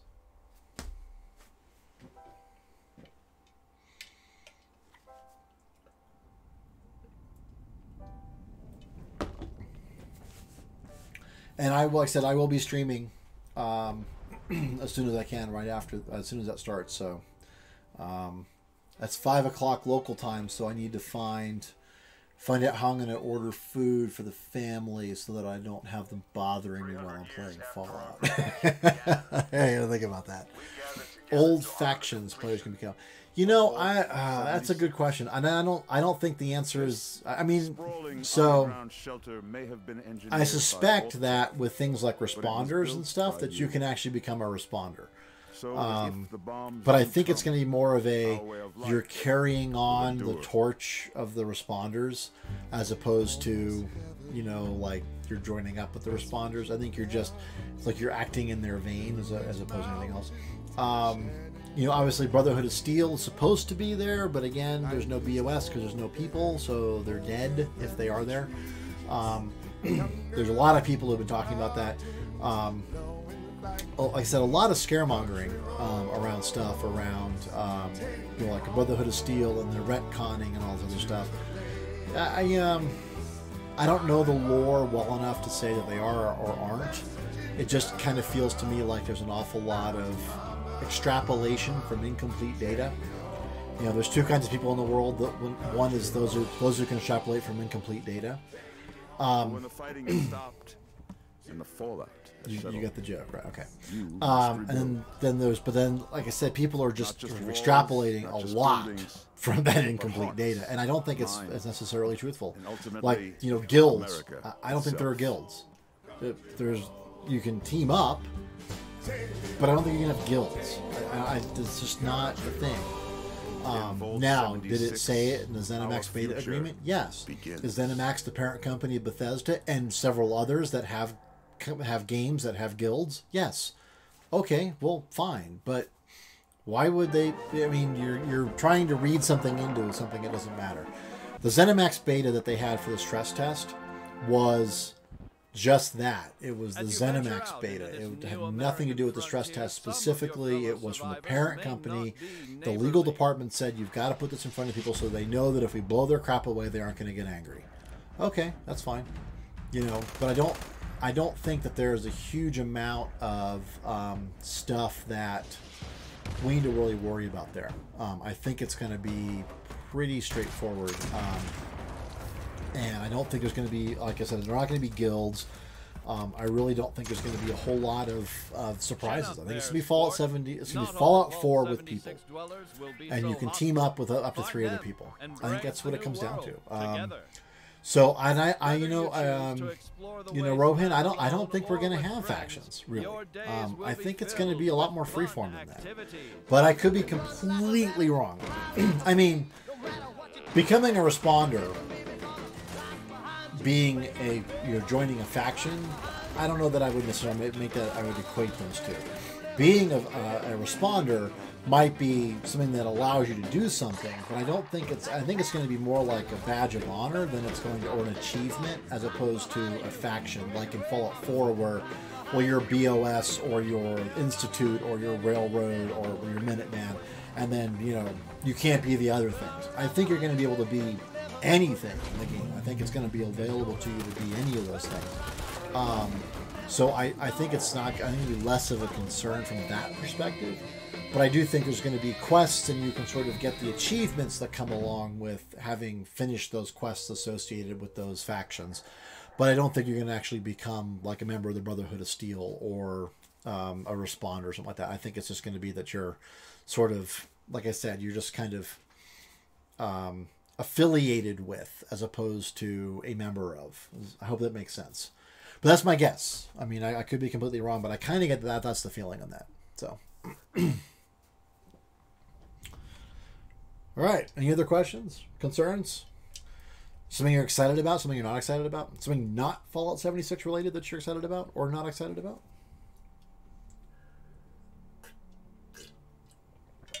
I mean, I am a little curious. I wouldn't say concerned or worried. Curious about what happens when you have people that are teamed up and people drop off. You know, what happens with their stuff? What happens, you know, if they've got a camp and you're in the camp and they leave, what happens with the camp? You know, so that kind of stuff. I'm kind of curious to see what happens with those kinds of things. But I think overall it's going to be, I think it's going to be similar to play from like a Call of Duty style, where it's going to be, you know, you can party up with a bunch of people beforehand and you log in and it all dumps you into the same server. Or you can party up after the fact and then people can, like, you know, leave their server and come to yours. So I think we're going to be okay from that perspective, but I think it's just, it's again, it's one of those things where until we actually see it, we're not going to know it. And I absolutely agree with you, Rohin, as soon as we see this, people are going to go, oh, now I see what you're saying. And right now, I feel like they're struggling to really understand what it is and how it plays and what it looks like. And, you know, there's only so far we can go, you know, with just watching stuff. You know, when we actually have the ability to be playing the game and people are asking questions while we're playing. Well, what happens if you do this? And what happens if you do this? And, well, why did you do this thing versus that thing? And that kind of stuff. I think that's when they're going to say, oh, now I'm seeing how the dynamics work and how the mechanics of the game work. Okay, now I gotcha. But until then, I think we're just, it's a little bit of mental masturbation. But at the same time, it's, like I said, my experience with it was, like I said, it was Fallout 4. And there just happened to be other people running around, which was really cool. I think that's what the intent was. So, But here in Vault 76, class build like medic to heal team members or engineer. I think there's some elements of that, but I didn't feel like that was the case. So there's elements where, like, because charisma is an NPC attribute, you build up your charisma to influence the non-player characters. And since you can't really influence a Mr. Gutsy, what do? And so what you do is you use your charisma to help with your team. So you can boost your charisma in general to help your team. Or Rohin pointed out last time that you can also a lone wanderer perk, so you can actually use it to get a perk that's going to let you be better as a single individual wandering the wasteland, which is great. But I don't think it's going to be like a Team Fortress or something like that, where it's, you know, you've got specific skill sets. I think it's a little bit more blended than that. I think that there are, certainly you can specialize in areas, and because you only have 50 points to spend, you're not going to be able to max out all of your attributes. So I'm not wearing my special shirt tonight, but I do have one that has the you know, SPECIAL. So you've got seven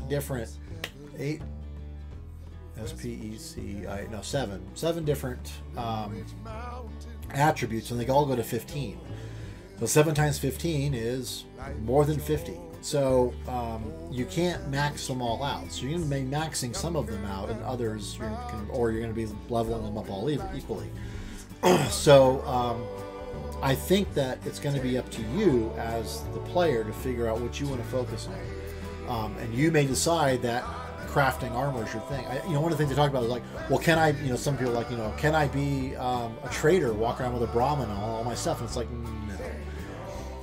But I don't think that keeps you from being a trader. I think you could still be really good at crafting stuff and selling it to other players.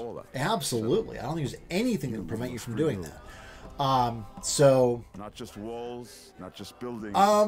Kind of. As I understand it, the cards enhance the attributes, but that's not really like I said, there's no classes that I recall ever stumbling upon. Like I said, when I played the stress test, we didn't have. You were just you, and you got your perks, and you increased your perks, and you could change them out at any point too, which is the other really cool thing. Which was, if I've got a deck of 50 perk cards, I could choose to pick different perk cards at different points. I can even do it during combat. I'm a little concerned about doing that because obviously, the game doesn't stop when you suddenly open up your Pip-Boy. So you got to be careful about doing that. But I don't really, like I said, I don't feel like it was really class-based. It was very much a, how did you want your character to evolve and in what areas? When you got your perk card packs, you would get, like, I think it was 8 cards plus a stick of gum and a joke. But the perk cards would sometimes be for things that you didn't have the skill yet for. Like, you had not gotten Charisma level 3 yet. So, but you look at that perk and you go, wow, that's a really good perk and I want to use that card. So I'm going to pump points into Charisma to get to be able to use that card when I unlock that. So I think that was more the intent. Like I said, I think it's less about class from a strict defined perspective and more about being able to blend the perks and the abilities so that you could do things. And it may be that you decide to focus in strength and so, and endurance, and you're the pack mule and you can carry 4,000 pounds worth of stuff. Or you're the intelligence and perception meister and you can pick anything. So I think that's kind of what it's like, more than it's like, I'm choosing this class. I'm going to be a medic, or I'm going to be a builder, a blacksmith, or I'm going to be a mage. No, it wasn't like that at all. It was just using the cards to figure out how I wanted to blend my skills and my perks to make myself a better character for this situation. Stress test stuff's going to carry it? No. It got reset. I'm pretty sure about that, Roman. Free build, yep. Yeah, like I said, some things like the charisma especially, it's designed to help your teammates. So the things that you get for charisma specifically are designed to be providing boosts to your team. So that's why you might want to actually invest in charisma, because normally you wouldn't, because again, there's no NPCs. So that's kind of a useless attribute in a game with no PCs, with no NPCs in it. So the plan is, I think that they're going to move that stuff along with charisma to help your teammates instead of helping you specifically, or in your influence over others. So it'll help your team, which could be really good. I mean, some people, again, they may want to really team up all the time. They may have a group of people they want to play with every time that they go play, at which point maybe taking a character and bumping up their charisma to 15 is worthwhile.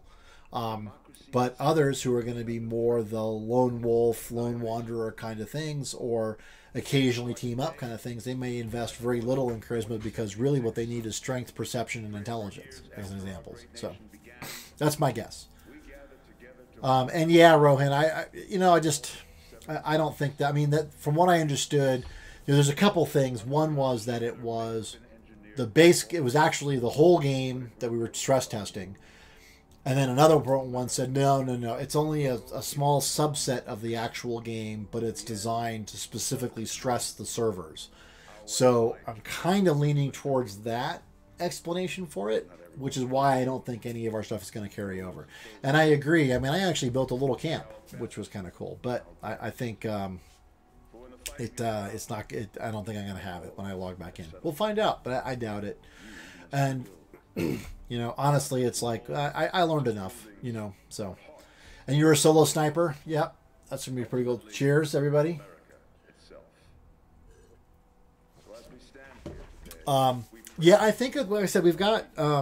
I think the game is flexible enough to allow for a lot of those different kinds of things. If you want to go off on your own, you can go off on your own. If you want to go, and immediately partner up with some people, then you can do that. I think the game has the flexibility for that. I think the game has the capacity to allow you to do those things and still be successful, which was my major concern. Again, I mean, I didn't like. I was talking to a friend of mine, my best friend from college, and you know he's hardcore WoW player. He loves World of Warcraft, and I'm just like, oh, dude, I don't want to do that. I played EverQuest, and you have to team up. And he goes, no, you don't have to team up in World of Warcraft. You can solo it. I was like, say what? It's like, yeah, you can absolutely solo it. And so I think one of the things that we've been able to get out of this is that those kinds of things are possible. You know, World of Warcraft did it. I think Fallout 76 is absolutely going to let you do it. I think there's going to be benefits to doing teaming up because, again, when you find other people who have nuclear codes and you can launch missiles and then you can go into high level areas and get really cool and interesting stuff and defeat interesting monsters. I think that's going to be the cool part. But I think it's sort of not necessary. I just think it's going to be beneficial. I think there's going to be some potential benefits to doing it. So, but not required, which I think is the scare. So, you did endurance first. You know, I picked that too. My first thing was endurance. I got lead belly as my perk, so I took less damage from drinking dirty water. And you had a spacesuit helmet. I didn't have anything. I got very few things in my adventures. I found a machete. I found a hunting rifle. A lot of ammo. What else did I find? I'm trying to. A bunch of random crap. You know, the good thing was that because the way the stash boxes were structured, is that when I had a whole bunch of stuff and I was actually over encumbered before I found the first the first overseer camp where I had a stash box, and so I was, thank God I could just dump all my junk in here. And then when I went and build my camp, the first thing I built was my stash box, and so then I dumped all my crap in there again, and suddenly now I've got all my stuff. So the stash boxes, of course, are going to be linked across the entire world. So as you find any stash box, it will connect with the other ones, so like the workbenches do in Fallout 4. So anyway, you end up having the ability to kind of combine all your stuff. So yeah, and I ended up traveling a lot. I went around and I explored the areas. I was very methodical about exploring stuff and just kind of seeing what I could find. So I think during the beta I'm going to be a little more, I don't want to say reckless, but I'm going to be a little more adventurous. Try to go off a little bit more and see what I can do.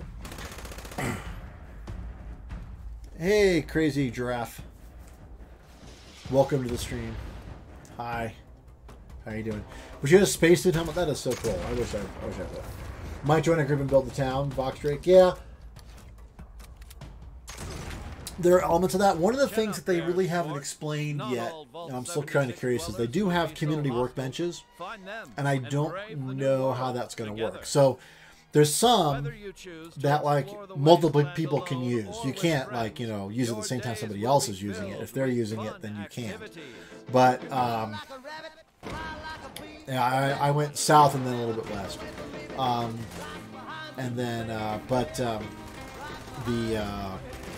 what do you call it? But there are other community workbenches which I've kind of been led to believe are like sources of resources, and so I'm curious to see how that's going to play out because I'm not sure about that. Crazy Giraffe, thank you so much for that follow. Awesome. I really appreciate that. It means a lot. So I don't know, because that's not obviously, because, you know, we've talked about griefing and, you know, sort of attacking people, you know, sort of camping the spawn, which is, you know, camping where the vault is. That's, there's no value in it. I mean, you don't really leave the vault with anything that's useful for anybody else. You don't have any junk that somebody else can take. All you have are, what do you call it, is, you know, aid and apparel and food. You don't have anything, you know, all you can take when you kill somebody else is their junk, That's it. Unless they're a wanted criminal and you collect the bounty, at which point you're getting their caps too, but that's it. So it's not a huge detriment to getting killed. But there's no real benefit in killing anybody coming out of the vault because they don't have anything that you can use. So, But the other places, the community workshops, I think are places where we might have some challenges. And so I'm curious to kind of see how that plays out. And that might cause more griefing, and I'm curious to see what's going to happen there. So, and thank you, Crazy Giraffe. Appreciate that. Yeah, I'm happy you played the stress test. Actually, Rohan and I played it, and we talked about it last weekend. But the beta, of course, excited. I've got that pre-installed now as well, so looking forward to that. But if you want to, send me a friend request on Xbox, I am Gizmo DeVoe, just all one word, just like it is in the bottom. Feel free to just send me an invite, and I will absolutely accept that. And if I'm playing beta and you're online, absolutely feel free to join in. I'm very open to spreading out and playing with a whole bunch of folks. I have no. I'm not popular enough that I have to restrict my group of friends to just a certain number.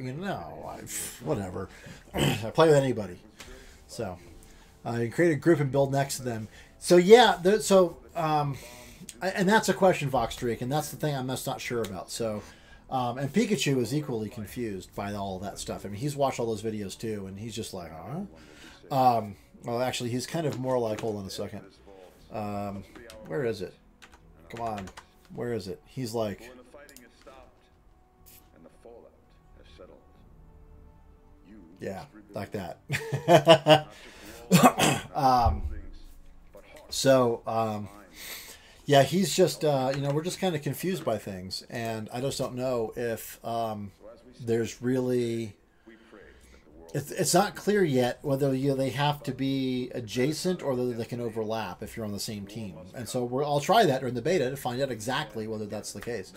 But if they're adjacent, they're actually circles. Your camp is a radius around your camp object. So there's only a certain amount of space that you can actually build within. And if somebody else is next to you, then that's going to be two circles that are just touching. That's not going to be very overlapping or very conducive to building a clear space. That said, you absolutely could, everybody could just certainly build a camp in the same space. But I think, based on what I've been, on how I envision the game having to work, is that when you leave the game, your stuff leaves with you. So even if you do build stuff with a bunch of other people, that once you leave, your stuff goes. And that when they leave, their stuff goes too. Because when you log back in, you may not be logging back into the same server. In fact, it's pretty much guaranteed you won't be. So I think it'd be really hard to have all that stuff still standing if you're not going to come back to that server ever.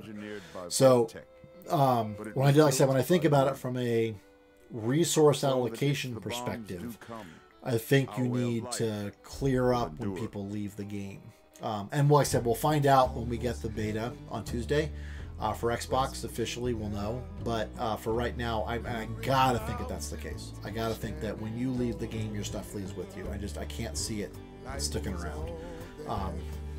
It's a lot of wasted memory and objects to have just floating around in the server. So anyway, my thoughts. So I think you could for as long as you guys are logged in, but I think once you log out, it's going to be history. Now, if you all log back in together, like if you party up on Xbox and then you go join a server, then when you log back in, all that stuff would magically come back. And I think that would be certainly the case. Assuming nobody else has built in that space as well, because if somebody has, then all of your stuff will pack itself up and you'll have your camp object that you then have to go somewhere else to build. Not just walls, not just buildings, but hearts. And you can actually build quite a large space. Rohan pointed out last time that the space that you get to build in is probably at the same size as the Red Rocket. It's a little bit smaller. So you have quite a lot of space to build in. So you can actually do quite a bit with that. More than just a small house. I would say you've got probably some really good size options available to you. I don't know how it's going to work if you go from somewhere that's flat to somewhere that's really hilly, because suddenly now things are like intersecting the mountain. it's just, it seems troublesome to me, and I will absolutely be testing that to find out how that works. So trying to make a list of all the things I want to test. I'm going to do this and do this and do this and do this. Because I want to find out how this stuff is going to work. Because right now it's really unclear how that's going to go. The challenge that I had though was building with Fallout with building a camp requires resources like wood and metal and all that stuff. And so some of the things you can get from just wandering around, but wood. I was only able to find it in like wood piles, and I had to use it to cook as well. So I kind of had these two different things going on. I was using wood to cook, and I was using wood to build, and so it was accurate to reality that that's what I would have to do. But at the same time, it kind of sucked because using wood to cook stuff when I want to try to be building. And you know, walls and floors and roofs and that kind of stuff. So it's kind of I don't know. I was challenged in that way. Rohin was telling me that, you know, when he played it, he didn't have any problems getting wood. I had no problems finding ammunition. Man, I found so many bullets, it was ridiculous. So from my perspective, I had no problems with bullets. I had tons of gunpowder too, but I had no chemistry. No chemistry workbenches to actually build more bullets, and so I really couldn't. But I certainly had enough gunpowder to do it. So anyway, cheers. Alrighty. So, but yeah, like I said, if you get with a group of people and you play consistently together, then absolutely you guys could build co-located camps to do that. But again, I don't know if you can build on each other, or if you're teamed up, or if you have to build separate just because you have to build separate. So, and I agree, Crazy Giraffe and Rohin. It's you know, different things for different people. Some people love 3. Some people love New Vegas. There's definitely differences between those two gameplays and those two game styles. So, you know, I'm willing to admit that they're both pretty good, and that and yes, we have to test friendly fire and pacifist bullets. So one of the nice things about the player versus player combat system is that if someone attacks you and you attack them back, then you engage in player versus player combat. I don't know if I can shoot somebody on my same team and have it initiate PvP. I think the answer is no. But then the other thing is that there is a setting that you're supposed to be able to do, which is to actually do pacifist bullets, so that your bullets will never do damage to another player, so that you would never like directly engage in unintentionally engage in player versus player combat. So one of the things that they were talking about, I think Todd Holland was talking about this, was that there was like people who would be playing and like you would be attacking something, but they would jump in front of your bullets and then you'd hit them and they would spin around and shoot you, and then you're in player versus player combat. You're like, I didn't want this, you know, but because they were kind of like, you know, oh, well, I'm going to be a dick. And so, you know, they would like do that. And then of course, then you're in PvP and now they kill you and they get your junk. So I don't know. Let's see, a lot more grinding with that. I'm okay. I'm just trying to think about what to make ammo meds exact. Yes, it does. I think that's the challenge, Fox Drake, is that it's a lot more grind. And I don't know. I mean, the atoms are going to be kind of cool because it's going to let you get personalized stuff, you know, like, you know, cosmetic things, really. But and you kind of just get those from doing random various tasks. But the actual resources, I think, is a challenge. And because when you build your camp, you can't scavenge from that space. It's going to make it harder to get stuff like wood or metal or you know, any of those kinds of screws, that kind of stuff. So it's going to be harder to get those kinds of materials, those raw materials, because you're not simply converting a space and then taking all the stuff that's in there and converting it into salvage. You're having to really go out and find the salvage and then bring it back to your camp. So it's going to be a different dynamic. And I'm really hoping they're going to be bumping up the prevalence of those kinds of things, or maybe making it so that you can, you know, sort of do a fortnight and, you know, grab a machete or something and chop down a tree and get some wood. I doubt that, but I hope that's the case. Do I know any lore? I know some. I'm certainly not as immersed in it or swimming in it as a lot of other people are, but I do know some of it. So I know bits and pieces. Let me put it that way. And welcome, Direwolf Bane. Thanks for joining in.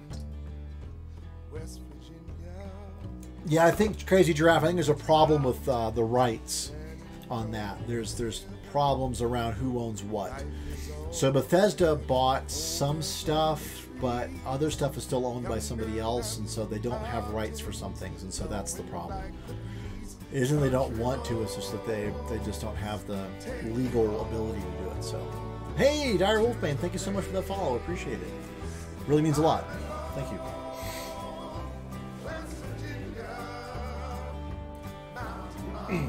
Yeah, you kind of get a bump on your ranks as soon as you join Team Gizmo. So, yeah, I think, like I said, there's a whole lot of stuff that's kind of going on with it. I'm really curious to kind of see how, you know, like I said, I think nukes are just going to be so infrequent that it's not going to be a big deal. And I think the other piece is that we have just so many other things going on. I think the players are going to be creating so much additional content in terms of interactions and stuff. I mean, you're going to be walking around and people are going to be stumbling upon you and on your camp and stuff like that. I think, so first of all, I think the odds of actually finding anybody are going to be really low. Unless you know where they are, it's pretty unlikely. But even then, I think that if you do, I think it's going to be kind of interesting to kind of see how that dynamic is going to work. And then Dire Wolfbane, yeah, I do. I bought the game, I bought Tricentennial Edition, and I thought, yes, this would be great. And then I kept watching things like E3 and QuakeCon, and I'm like, oh, I don't know. Maybe this isn't a good idea. And then I played the stress test, and I was like, oh, hell's yes. This is awesome. So it was, like I said, the stress test really helped solidify my opinion of the game as it's very Fallout 4-ish. And so I really enjoyed it from that perspective. I thought that it was a really good... the gameplay was good. I didn't have any problems finding quests. I did not run out of things to do. Let me put it that way. And then I chose to pretty much give them. I was like, you know what? The things I'm supposed to do. I really don't care. I'm just going to do what I want to do. And so I went off and did stuff I wanted to do. I didn't. I just kind of just gave it a big middle finger and walked on, and it was fine. I mean, I did a lot of stuff. I found some weak feral ghouls that were still dressed in park ranger uniforms, and they had the mountie hats and the whole night. It was pretty funny. But I didn't really find a whole lot of problems with it. So, have I ever played the first Fallout Crazy Giraffe? No, I have not. I did have friends who played it. It kind of came out right about the time that I stopped playing PC games. So I played PC games through about 2002 or 3, and then I kind of stopped playing for a long time. Mostly because PCs to play games are so expensive to make. And I just like, you know what?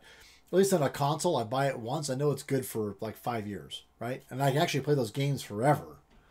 I mean, I still play PlayStation 2 games. Like, well, okay, not anymore, but I used to play PlayStation 2 games like for quite a long time. So, I just kind of stopped playing for a while, and then just recently, when I was looking at trying to build a streaming computer because all of my other computers sucked at streaming, I said, okay, fine, I'll buy a streaming computer, and I'll build it myself. That'll be kind of fun, right? I'll build it myself, buy my own motherboard and all that stuff.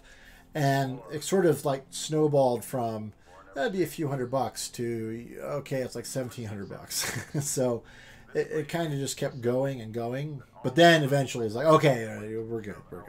So I have a pretty good gaming system now. And one of the things I've been, I wouldn't say bragging about, but I've been saying that, you know, generally speaking, I was much better with keyboard and mouse than I am with a controller. at first-person shooters. And so I said, you know what? It's probably time to put my money where my mouth is. And so I got PUBG for PC, and I got Black Ops 4 for PC. So I've been doing Black Ops 4 and doing pretty well with that. And PUBG I still suck at. I actually still suck at Black Ops 4 as well. Blackout, which is the battle royale version. So I'm trying to do some work there to kind of boost my skill set. I have to really just get familiar again playing keyboard and mouse. So you're doing a school project about it. In what way? What kinds of information would help you do your school project, Dire Wolfing? Our way of life will endure, but not everyone will be saved. Those chosen to enter this And don't get near the Starks. That's all I can say. our brightest. For when the fighting is stopped and the fallout has You want to play every Fallout game before Fallout 3. Okay. I'll be curious to hear what you think, Rohan. Have fun with that. I think right before you joined, we were talking about all the games that I want to play. So like I was saying, I got a PlayStation 4 for my birthday, which is primarily for my son. He's 7. He really, really wanted to play Attack on Titan, and he really wanted to wanted to play Spider-Man, which of course wasn't out yet. So I bought the PlayStation 4, and then I bought Godzilla for that. Now he has Godzilla for the PS3, but it's only in Japanese. I actually bought the import, and I'm like, this is kind of cool, but he doesn't know Japanese. I haven't taught him Japanese yet because I haven't finished learning Japanese myself. So yeah. So anyway, so I bought Godzilla for PS4 because that's in English, and then I bought a tennis game because I'm into tennis, and then we bought Attack on Titan 2, and he bought Spider-Man. So he's played all those. I haven't played a single one of those things except for tennis. I haven't played Godzilla, Attack on Titan, or Spider-Man. And Spider-Man looks awesome. I haven't played PUBG hardly at all. I haven't played Conan hardly at all. I haven't played Fortnite hardly at all. I've barely played Black Ops 4. I played last weekend, that was about it. I feel like I've got all these games. Battletech. I'm still playing Battletech, for God's sake. I've been playing that for like 6 months now. I'm still just like, I have too many games to play and not enough time to play them. Vermintide, Warhammer Vermintide Beta, the Minecraft. I love Minecraft. I just haven't had a chance to play. I haven't opened the game in like 6 months. It's terrible. So, and then trying to stream. I'm streaming MechWarrior Monday, so I'm doing Battletech every Monday. I'm trying to do Wayback Wednesday, play some sort of old school video game on Wednesdays, like Quake or Doom or Clouds of Zine or World of Zine or something like that, or Bard's Tale. And then doing Fallout Friday or FPS Friday, depending on alternating Fridays and stuff. So playing Black Ops or playing PUBG, and then playing Fallout 76 or playing Fallout 3 and talking about 76, etc. Anyway, it's just too much. I don't have enough time in the day. I only have 24 hours, and I got to figure out how to spend it. And right now, I just can't invest it in the right way. So 76 is going to take away from a lot of other things. That's what's going to happen. So I'm actually kind of happy that they're only limiting it to 4 hours, because that means I won't be spending 4 hours doing that instead of doing something else. But it does mean that I kind of have this challenge of I'm not making progress on Black Ops or PUBG or Conan or Battletech or anything else while I'm doing Fallout 76. So anyway. If you're doing a school project on this Dire Wolfbane, I would think that I might... So there's a couple of tacks you can take. One is looking at the technical aspects of what does it take to take Fallout 4 and make it multiplayer. How does a company change from being a single-player only game company to providing a persistent online world? That's a pretty major thing. Or you could talk about the overall world, sort of post-apocalyptic, the alternate universe that Fallout presents of, since the atomic age, that, they've been building up things and kind of working on improving how the change in technology went more atomic than electronic. and how they envisioned that. What did that look like? I mean, the Pip-Boy is a radioactive device you strap on your arm. You know, we used to actually have those. We used to have radioactive wristwatches. People would have a wristwatch that would have little bits of uranium ore on the hands, so that you could see what time it was in the dark. Right? It was great. Until people got cancer in their arms. People went, wait a second, that's not right. So, you know, it's kind of like, well, what have they done? What has the Fallout universe done to prevent or to diminish the effects of radiation? We have Rad-Away, for God's sakes. We have Rad-X and Rad-Away. So they've found a way to actually remove the effects of radiation in people. That's pretty amazing, right? So, like I said, it really depends on what you want to do with it. If you want to look at maybe how not to describe a game. Yeah. I'm sorry, that was a little too snarky, but I mean the idea is that it's. I think there's plenty of opportunities to figure out, but it really depends on what the school project is sort of designed to convey, what the teacher's looking for, and then I would try to figure out how does what the game has or the universe has, that's the backstory for Fallout, how does that play into the requirements of the project? So that would be what I would check on. So I hope that helped. So all right, any other questions, guys? Any other questions, concerns, issues? God, I wish it had X. God, I'm so glad it doesn't have Y. What happened to Z? You know, I don't know. Whatever it is. So, you know, I know that a lot of people are pissed off about what they're calling retconning, you know, Brotherhood of Steel into West Virginia. I do know that there's been some conversations about that, and one of the things that sort of came out was, you know, Pete Hines just saying, whoa, whoa, whoa, just clear your jets, guys. You don't know anything about it. Just wait, find out what happens, then have that conversation. She's giving you a choice to do video games. Okay. Yeah. So again, like I said, it really depends on kind of what the intent of that particular, what the assignment says. And if it's about, you know, like describing a video game or describing, you know, the world of a video game, or is it the manufacture of, is it the game design? Is it the technical parts of like building a game? Or is it about the game environment? Or is it about the, you know, other stuff? What? You're going to leave Vox Drake and go play Fallout? Fine. Okay, no. Have fun. Enjoy. Have a great time. Thanks for joining. Appreciate you having you on the stream. It was awesome. Really appreciate all the conversation we've had. So, what do I think of nuke codes? Oh, what a great question. How will I set people camping the nuke sites to steal people's codes? Ooh. That's a really good question, Busted. I'm not sure. That's going to be interesting. So, two things. Number one is that you can always just not engage those people. So let's say that you're camping out the site waiting for somebody to come along. You're like, oh, as soon as they show up, I'm going to kill them and get their code. Well, no. So when you attack somebody, it does a very, very small amount of damage.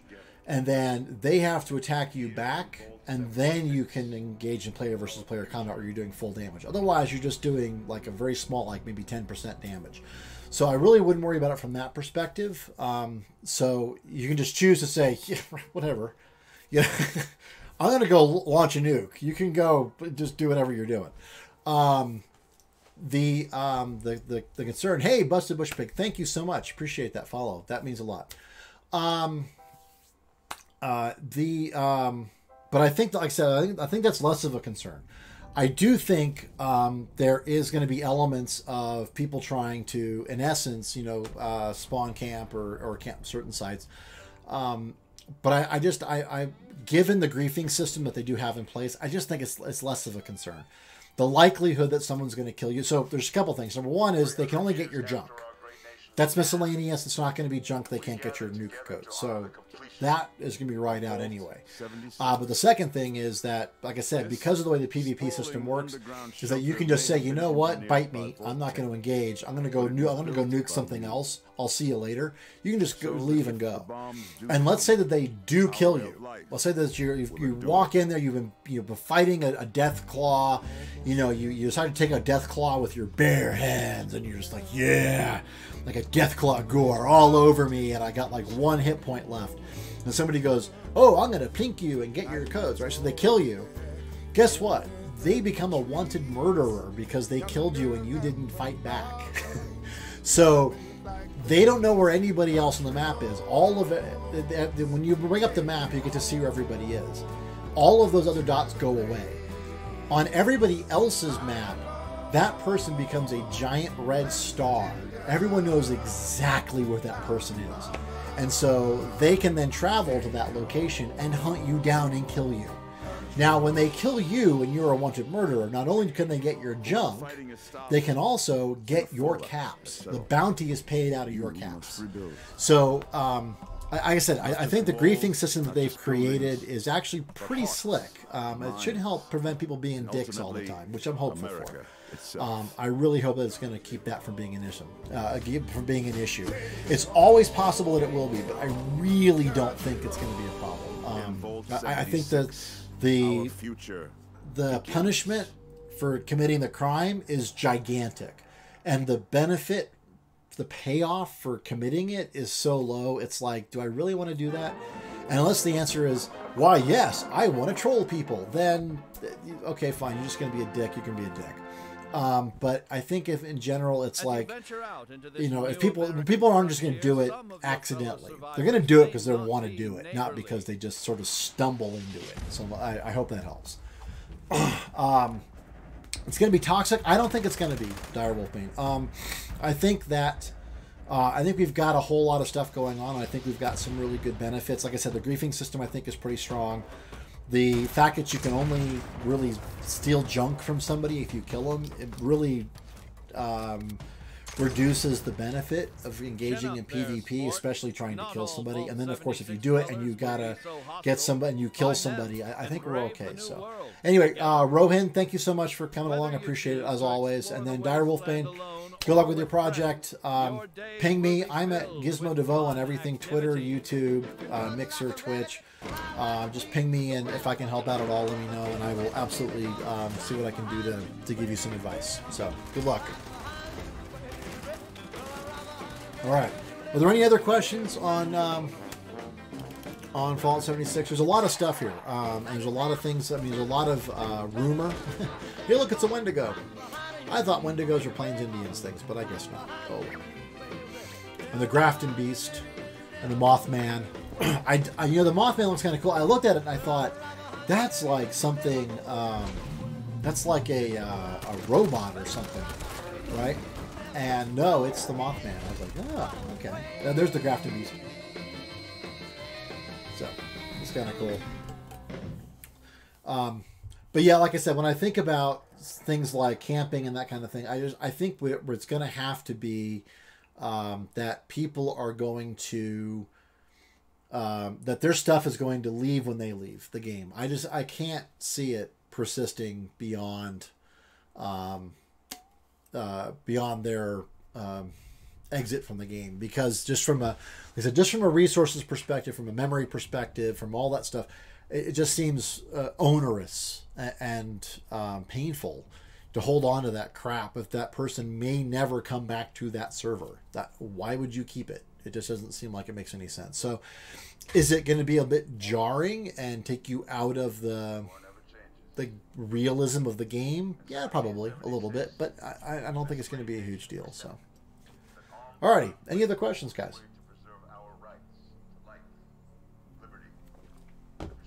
Because we've been going for almost 3 hours now, talking about Fallout 76. Tuesday is the beta.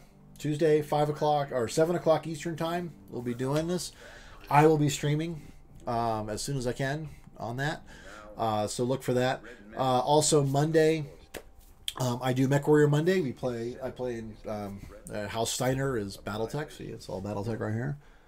BattleTech. There we go. So I do BattleTech, playing the campaign from beginning to end, and we're doing what do you call it? That's MechWarrior Monday. And then Tuesday's the beta. We play in that.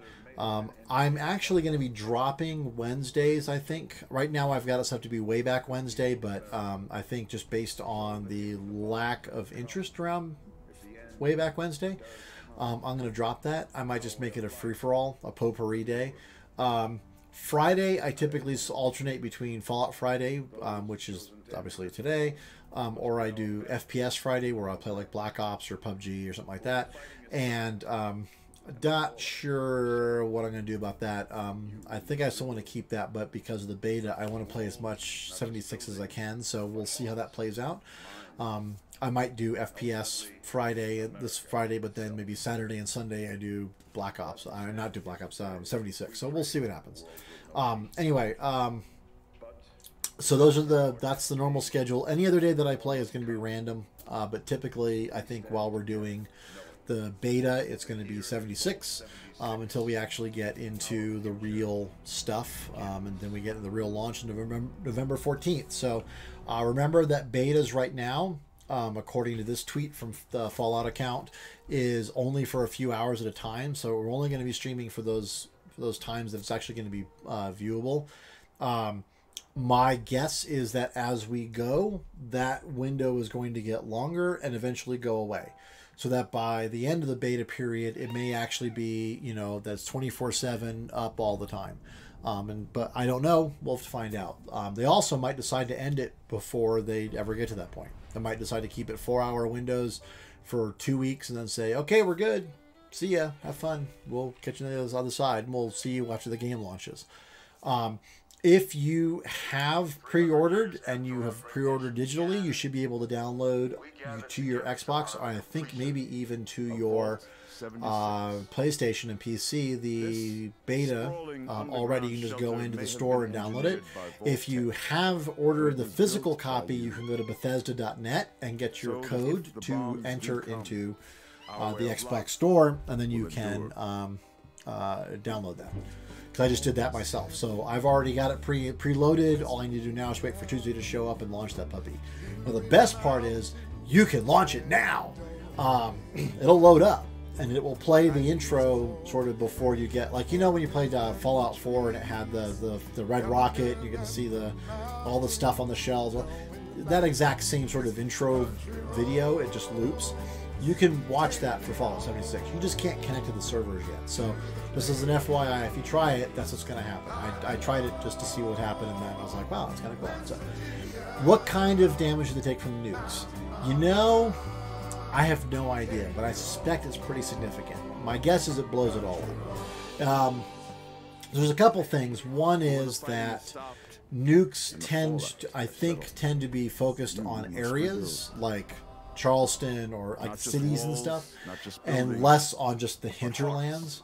So since you can't build in cities because they're sort of communal areas, you can't build a camp in the middle of a town. Like, for instance, I tried to build near a camp, like a recreational camp, and I was too close to it. I couldn't build there, so I had to move away from it in order to build my campsite. So I know that the nukes, if I built right on the edge of that, then the nuke is going to nuke more than just that little site. It's going to nuke my camp too. My guess is that it's probably going to completely destroy whatever you do. But the odds that you're going to get nuked, I think, are pretty low. I don't know what the yields are going to be, and I don't know how much space is going to be irradiated. I gotta think it's quite a bit, but it also could be very specific areas, because when I think about it, if we had to model, so I've taken off my streamer hat, putting my engineering hat on, and like, okay, so you want to change this area to be nuked. All right, well, I've got to create whole new textures, whole new models, whole new everything for that space, because it's been blown up. That's a lot of effort, and I certainly wouldn't want to do that for every single spot on the map. So my guess is that the nukes are going to be more specific to different parts of the map and not just anywhere on the map. So I'm thinking you're probably going to be safe from the building perspective. You probably won't be able to build in a space that can actually be nuked. You'll be able to build near one, but probably not in one. It's just a guess, and well, I'm sure we'll find out when we get the beta on Tuesday. So, hope that helps. All right, any other questions?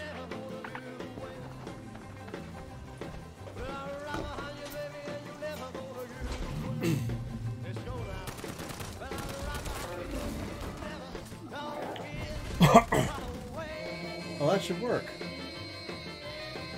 Did BangQ not work?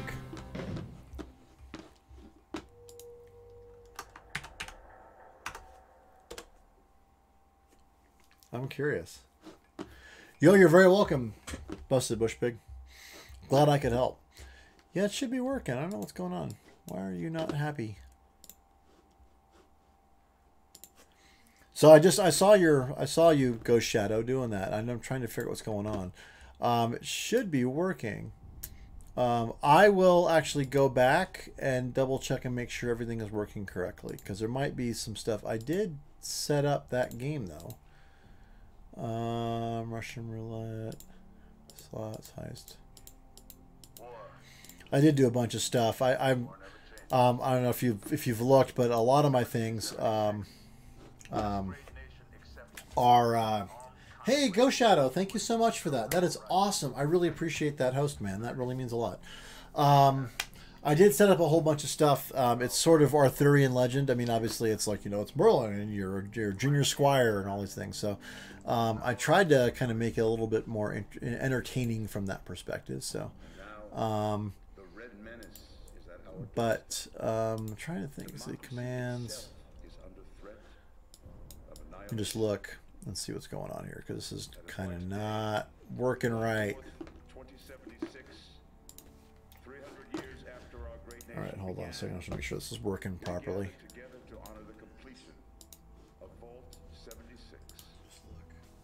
This sprawling underground shelter may have been engineered by vault-tec, but it was built by you, the good people of America, so that if the bombs do come, if the end does come, It's not. What's going on?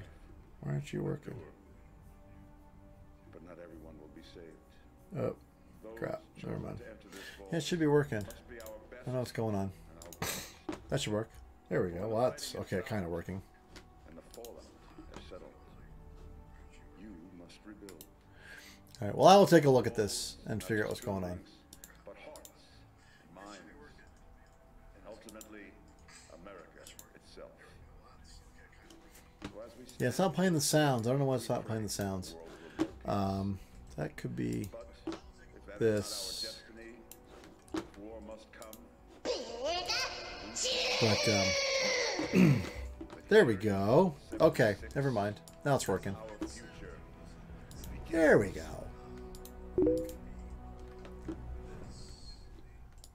Single player split screen. Okay, there we go. All right. All right, so now if I did this.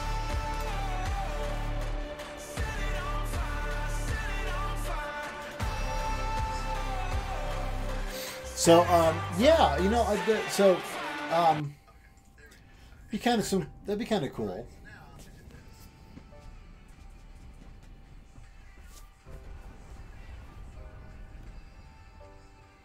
All right. Yes. Okay. That's all working now. Okay. So, what I will say, Go Shadow, is that there kind of is there's single player. So, at no point playing the game did I feel like it was only multiplayer. I certainly played and really enjoyed just kind of screwing around and having it. I felt like I was playing a single player game that other people happened to be tromping around in. I didn't feel like I had to engage with anybody, that I had to play with other folks, that it was like one of those, oh my god, I have to do this. It was like, oh, okay, there's another dude. Cool. All right, moving on. So from that perspective, I think it was really good, and I don't think there was a whole lot of detriment or anything bad about there being other players there. There was other players there. It didn't really bother me, and I didn't really, like I said, playing something like EverQuest or Dark Age of Camelot or World of Warcraft, I mean, it's like you feel overwhelmed, and it's almost like oppressive there's all these other people. I didn't feel that at all in any way, shape, or form. So I think from that perspective, you're probably going to feel more like it's a single-player game. The other thing is, so real quick, yes, absolutely, set it on fire. Saints of Valerie, man. Push that nuke button. Boom. Yes, set it on fire. The other thing, though, is that as the game is going to progress, the people, so right when the game starts, so on November 14th, everybody and their grandmother is going to be outside of Vault 76. As the game progresses, those people are going to spread out all across that map. This map is 4 times the size of Fallout 4. By week 3, there's going to be very few people who are actually still near Vault 76. So I really worried about it from that perspective. I really kind of feel like it was, like I said, you could very easily feel like a single player game, and it could very easily feel like you don't have to interact with other people. You could if you want to, and if you don't, that's cool. So it's like, you want to, great. You don't want to, great. You know, there's no big push for it. You don't have to do it. It's kind of cool. And yes, Busted Bush Big, Altered Beast, baby. Well, I gotta do that one again. Hold on. Beast mode. I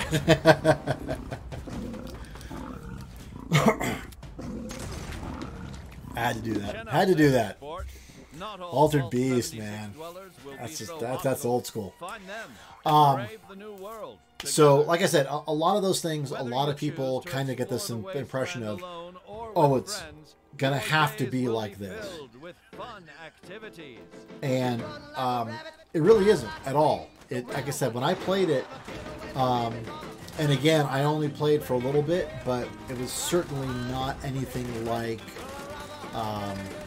oh my god, it was like I had to like partner up with somebody to do something. I did not feel that in any way, shape, or form. So I think you're going to be okay. I think it's going to be able to feel like a first-person game, solo game. And I said, once everybody sort of moves away from Vault 76, they're going to be all over the map. And so no one's going to be near the vault. It's gonna feel like a whole different game once we start actually playing it. I think it's going to feel like a whole different experience. And that's something that we really can't experience right now because everybody is near the vault because we're all just starting the game. Yes, my goodness, you're very meowy. All right. Any other questions about that? Current song goes to the trailer? Yes, it does. I must say. I forget how I stumbled upon Saints of Valerie, but I heard that song and I was like, oh my god, this is like awesome. And so I picked that up and I was like, okay, that was pretty freaking cool. I should do that. So I was running around. At one point I was playing Call of Duty World War II, and one of the things, because I was playing the winter campaigns, and it said, oh, you have to go light people, kill people with fire, kill enemies with fire. And I was like, oh, well, I know the perfect song for that. So I was going to do it, and then every time that I went and killed somebody, it was like, I wanted to play Set It on Fire, but then I didn't do that before before the winter campaign stuff finished. I was like, oh, that's sad. So, oh well. Okay. Do you guys have any other questions on this stuff? I mean, obviously 76 is a huge unknown right now. The good thing is that I really have been looking into it a lot. I've been watching a lot of the Greenbrier stuff. I've been watching all the videos that are coming out. There's a lot of, well, fear-mongering and scaremongering are probably too strong. But there's an awful lot of fear and scaring about the game coming out. I mean, like, oh, you're gonna kill destroy all the beta stuff, and you've got guilds, and you've got this. Yeah, no, just relax. So I think in general it's actually a little bit better than that. So I would be less right now until beta comes out. I might say, you know what? If you've got a concern, great. Let's put a pin in that and put it up here, and we'll get back to that, and we'll see kind of what that looks like. If it's if you really have what do you call it? If it's there might be a real concern there, but we don't know yet, you know. And one of the things is, like, you know, people are trying to quote the ZeniMax beta agreement and using all that as the fodder for all of this fear and concerns about everything that's going on. And the answer is, that's not the beta for Fallout 76 agreement. So don't even go there right now. This is a whole different thing. Don't worry about it. Once we get the beta, we'll know. But until then, we don't know. So just cool your jets. We'll figure it out. What about that leak? I've not heard about a leak for Fallout 76. What I do know is that you can preload the beta. I've already done that on my Xbox. But I've not heard of. I mean, I know there was people who were trying to post videos of the stress test and stuff, and Reddit was claiming that there was a whole bunch of people being banned, but not really any proof of that. Just people looking for karma. So I don't know how much there is really right now. We just kind of figure that out. But what have you heard, Ghost Shadow, in particular, that concerns you or gives you pause about that leak of Fallout 76? Of Vault 76. This sprawling underground shelter may have been engineered by vault-tec, but it was built by you. So that if the bombs do come, our way of life will endure. Where's the one? I think it actually changed it.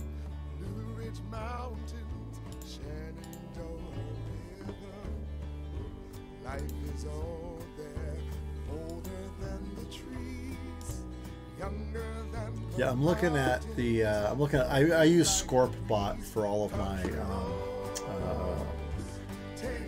moderation, so I'm trying to just kind of see what's going on here, because I should do this giveaway at some point, but I've only got 65 followers, so I probably should wait till I get a little bit higher before I do that. But I will absolutely. I'm more than willing to do that.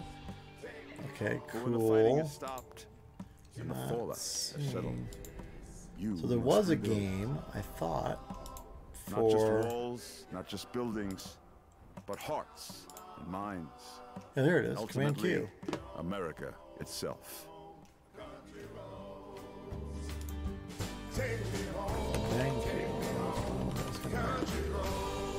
In Vault 76, not working.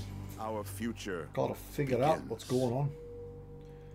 What's going on, you wee bastard? Yeah, it's not working. It says it's enabled, but it's not enabled. It's not listening. Huh. The higher level you are and closer to the vault you are, attack low levels like all the biggest and strongest base attack you and your base. Oh, interesting. So I believe the answer is yes to that. Although I don't think anyone's been able to prove it. Certainly not through play, because we've only had 4 hours of gameplay. So certainly no one is huge and near the vault. But I think I have heard tell that is the case. That the idea is that if you are, the larger you are and the more stuff you have, that you're more apt to have people come attack you. That said, attacking low levels is there's really almost zero value in it, especially coming out of the vault. So when you are at the vault, you can't take anything with you except for things like aid and miscellaneous and apparel. None of those things are things that people can take from your corpse. The only thing that you can take from somebody if you kill them is their junk, and you don't start off with any junk from the vault. So the need to, or the benefits of killing somebody coming out of the vault are negligible. They're non-existent. So I would be really less, I'm really not concerned about that in the slightest. There's no gain there, and the only way somebody could actually try to engage in combat to actually get killed is if they accidentally kill somebody, like if you accidentally fight them back and then you engage in player versus player combat. But if they just attack you, they're just doing a small amount of damage. They're not doing full damage with those weapons. So, you know, if you've got like, you know, a laser rifle, you're not, or let's say you've got, you know, a righteous authority, right? And you attack somebody with that thing, you're not doing full damage with that. You're doing only like 10% damage. You're doing a very little amount of damage just to kind of poke them. And if you watch that video in the background that I'm playing, which is the trailers for Fallout 76, there's that one where the P. Garvey attacks you with the rocket launcher. When that rocket hits, it only does a little bit of damage because we haven't engaged in player versus player combat yet. Now, when we do, then we do full damage with our weapons. But again, at that point, you know, why would you want to do that? So, because you're not going to get anything. You're not going to get their caps because they don't have any, and you can't get caps from a person you kill in PvP anyway. And they're not going to have any junk. So why would you kill them other than being a dick? Now, here's the thing. Let's say that you do kill somebody, but they didn't engage in player versus player combat with you. You just hit them, you harass them until they die. Well, then you become a what's called a wanted murderer, and everybody on the map knows where you are, and there's a bounty on your head paid out of your caps. So you lose caps and you lose junk if somebody kills you. So there's really not a lot of benefit in doing that. And everybody on the map knows where you are, and nobody else on the map, you can't see anybody else. They all go away. So, like I said, I think the likelihood of there being sort of like raiding or real true dickish griefing behavior from that perspective is really, really, really low. I don't see it happening. I really don't. So I wouldn't really worry about it too much. And hey, thank you, Captain Australia and Mr. Redstep. So I'm a Redstep. Thank you so much for the follows. I appreciate that. It means a lot. Will the Merv be in multiplayer? Well, there's only multiplayer, so yes. Nukes are going to be in multiplayer. So, so to answer Ghost Shadow's question, I don't think there's going to be raiding from that perspective. Again, there might be a little bit from, you know, attacking somebody and kind of fighting. You do get a little bit of experience points, and you do get their junk. But if somebody jumped off all their junk in the stash box, which are interconnected across the entire world, so if you stumble upon a stash box, absolutely dump your junk in there. It's like workbenches in Fallout 4. So once you do that, all your stuff is safe, and then killing you has no value other than experience. So there's like I said, I think it's so low on the need to sort of engage in that kind of behavior that the likelihood that it's going to happen is really low. And then again, the punishment for doing it and being a dick is pretty high. So I think that's also pretty unlikely to be an issue. So I think we're good from that perspective. So, but I'm here to help. I think if you're asking about the MRVs, which are the multiple re-entry vehicles, the answer is yes. They will absolutely be there. And you're right, absolutely, Riptone. You can't hurt a player if they're not level 5 or higher, and vice versa. So, again, it's I just don't see that being an issue. I think the system they came up with is actually pretty resilient. And unless there's some way to cheat it by sort of like logging out and then logging back in again somewhere else, and there's no cooldown, I don't know how they would do it, but I really can't. I don't think there's going to be a problem with that.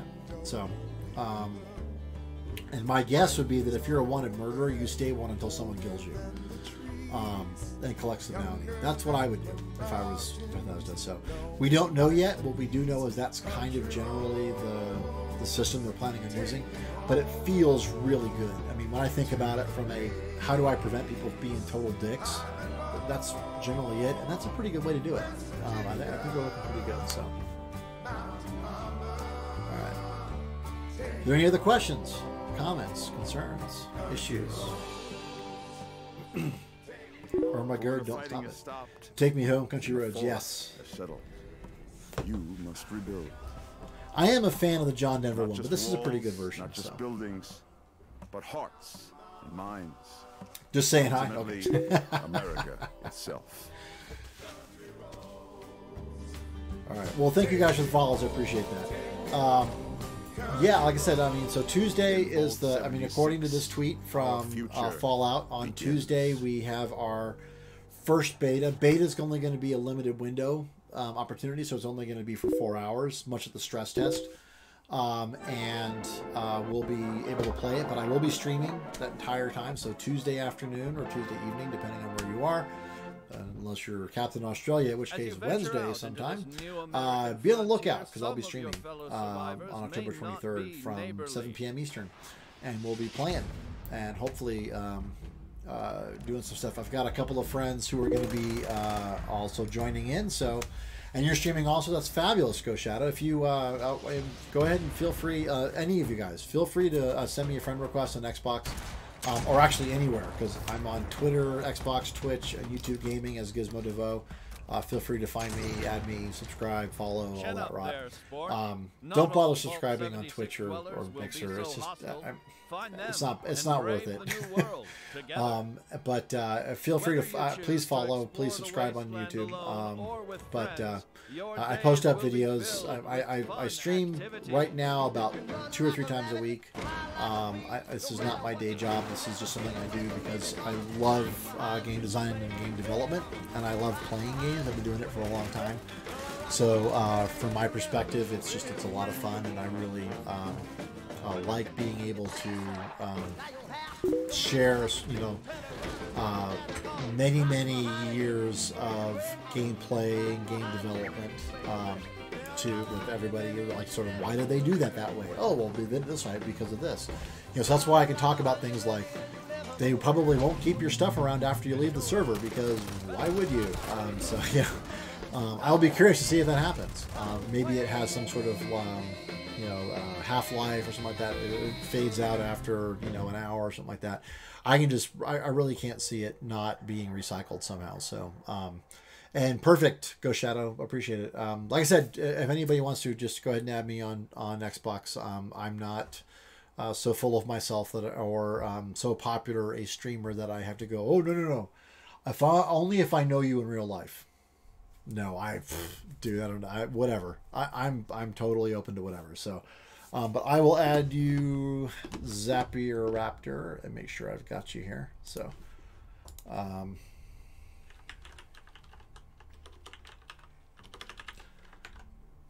but yeah, I'm totally open to, like I said, to whatever. So, and I've been doing this for a while. So this is not like, I'm not a neophyte when it comes to games. I've been playing this for yep, it is. I'm Gizmo DeVoe, all one word, no underlines, no spaces. So yeah, it's like I said, I'm pretty open to whatever, and happy to help you guys out. If you guys have any questions or anything, just let me know, and I'm more than willing to chat or friend, and then play games together. If you hit Bang GT, then you can see my gamer tag. It'll tell you what it is as well. Thanks, Riptone, appreciate it. Thanks for coming along. It's been a blast having everybody along, and yeah, enjoy watching YouTube. That's a good idea. I think, given the fact that we are at about 3.5 hours of streaming here, I think I'm going to go ahead and call it a night for now.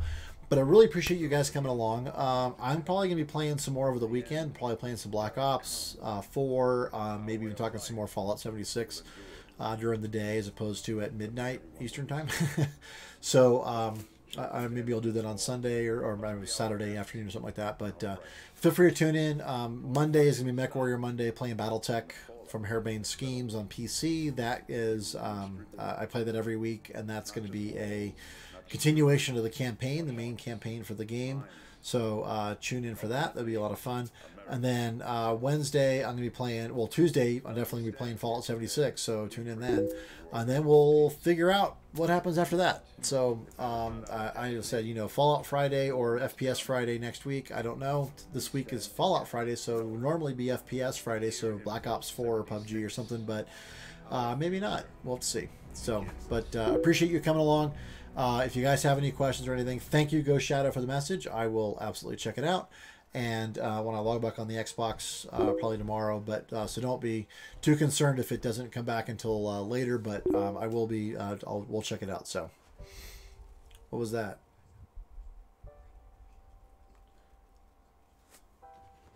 That was kind of weird. I see that there's something happened on desktop audio. I don't know what it was.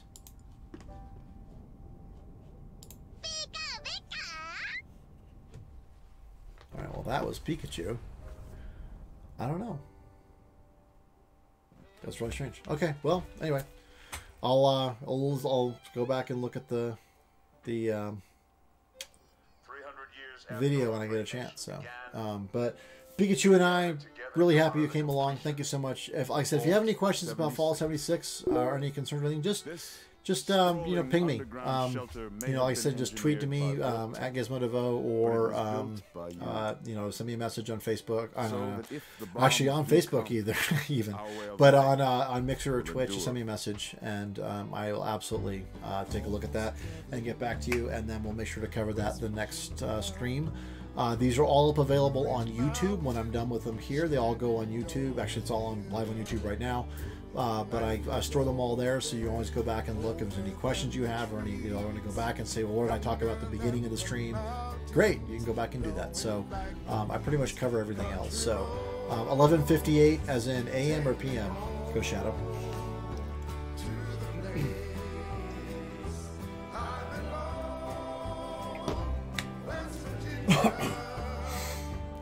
Is that 24-hour clock or? And anyway, like I said, thank you so much for coming along. Appreciate it. Hope you had a good time. Hope I answered some of your questions. Hope I allayed some of your fears. Hope I got a chance to give you an idea of what my experience has been, and the fact that I'm really excited about this game. I think that for me, that's the biggest thing, is that I am excited to see where this game goes. I think that looking at the game, the way it's kind of coming out, I think it's coming together in a very interesting way.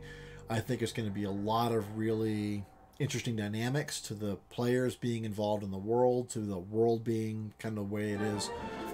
I just see an awful lot of stuff. I see an awful lot of real potential upside to this. And so I'm really excited to see what happens with that. So anyway, thank you so much for coming along. Pikachu and I are out. We will see you on the other side. Until then, cheers. Cheers with my empty mug because I need to drain it. And we will see you on the other side. Thanks.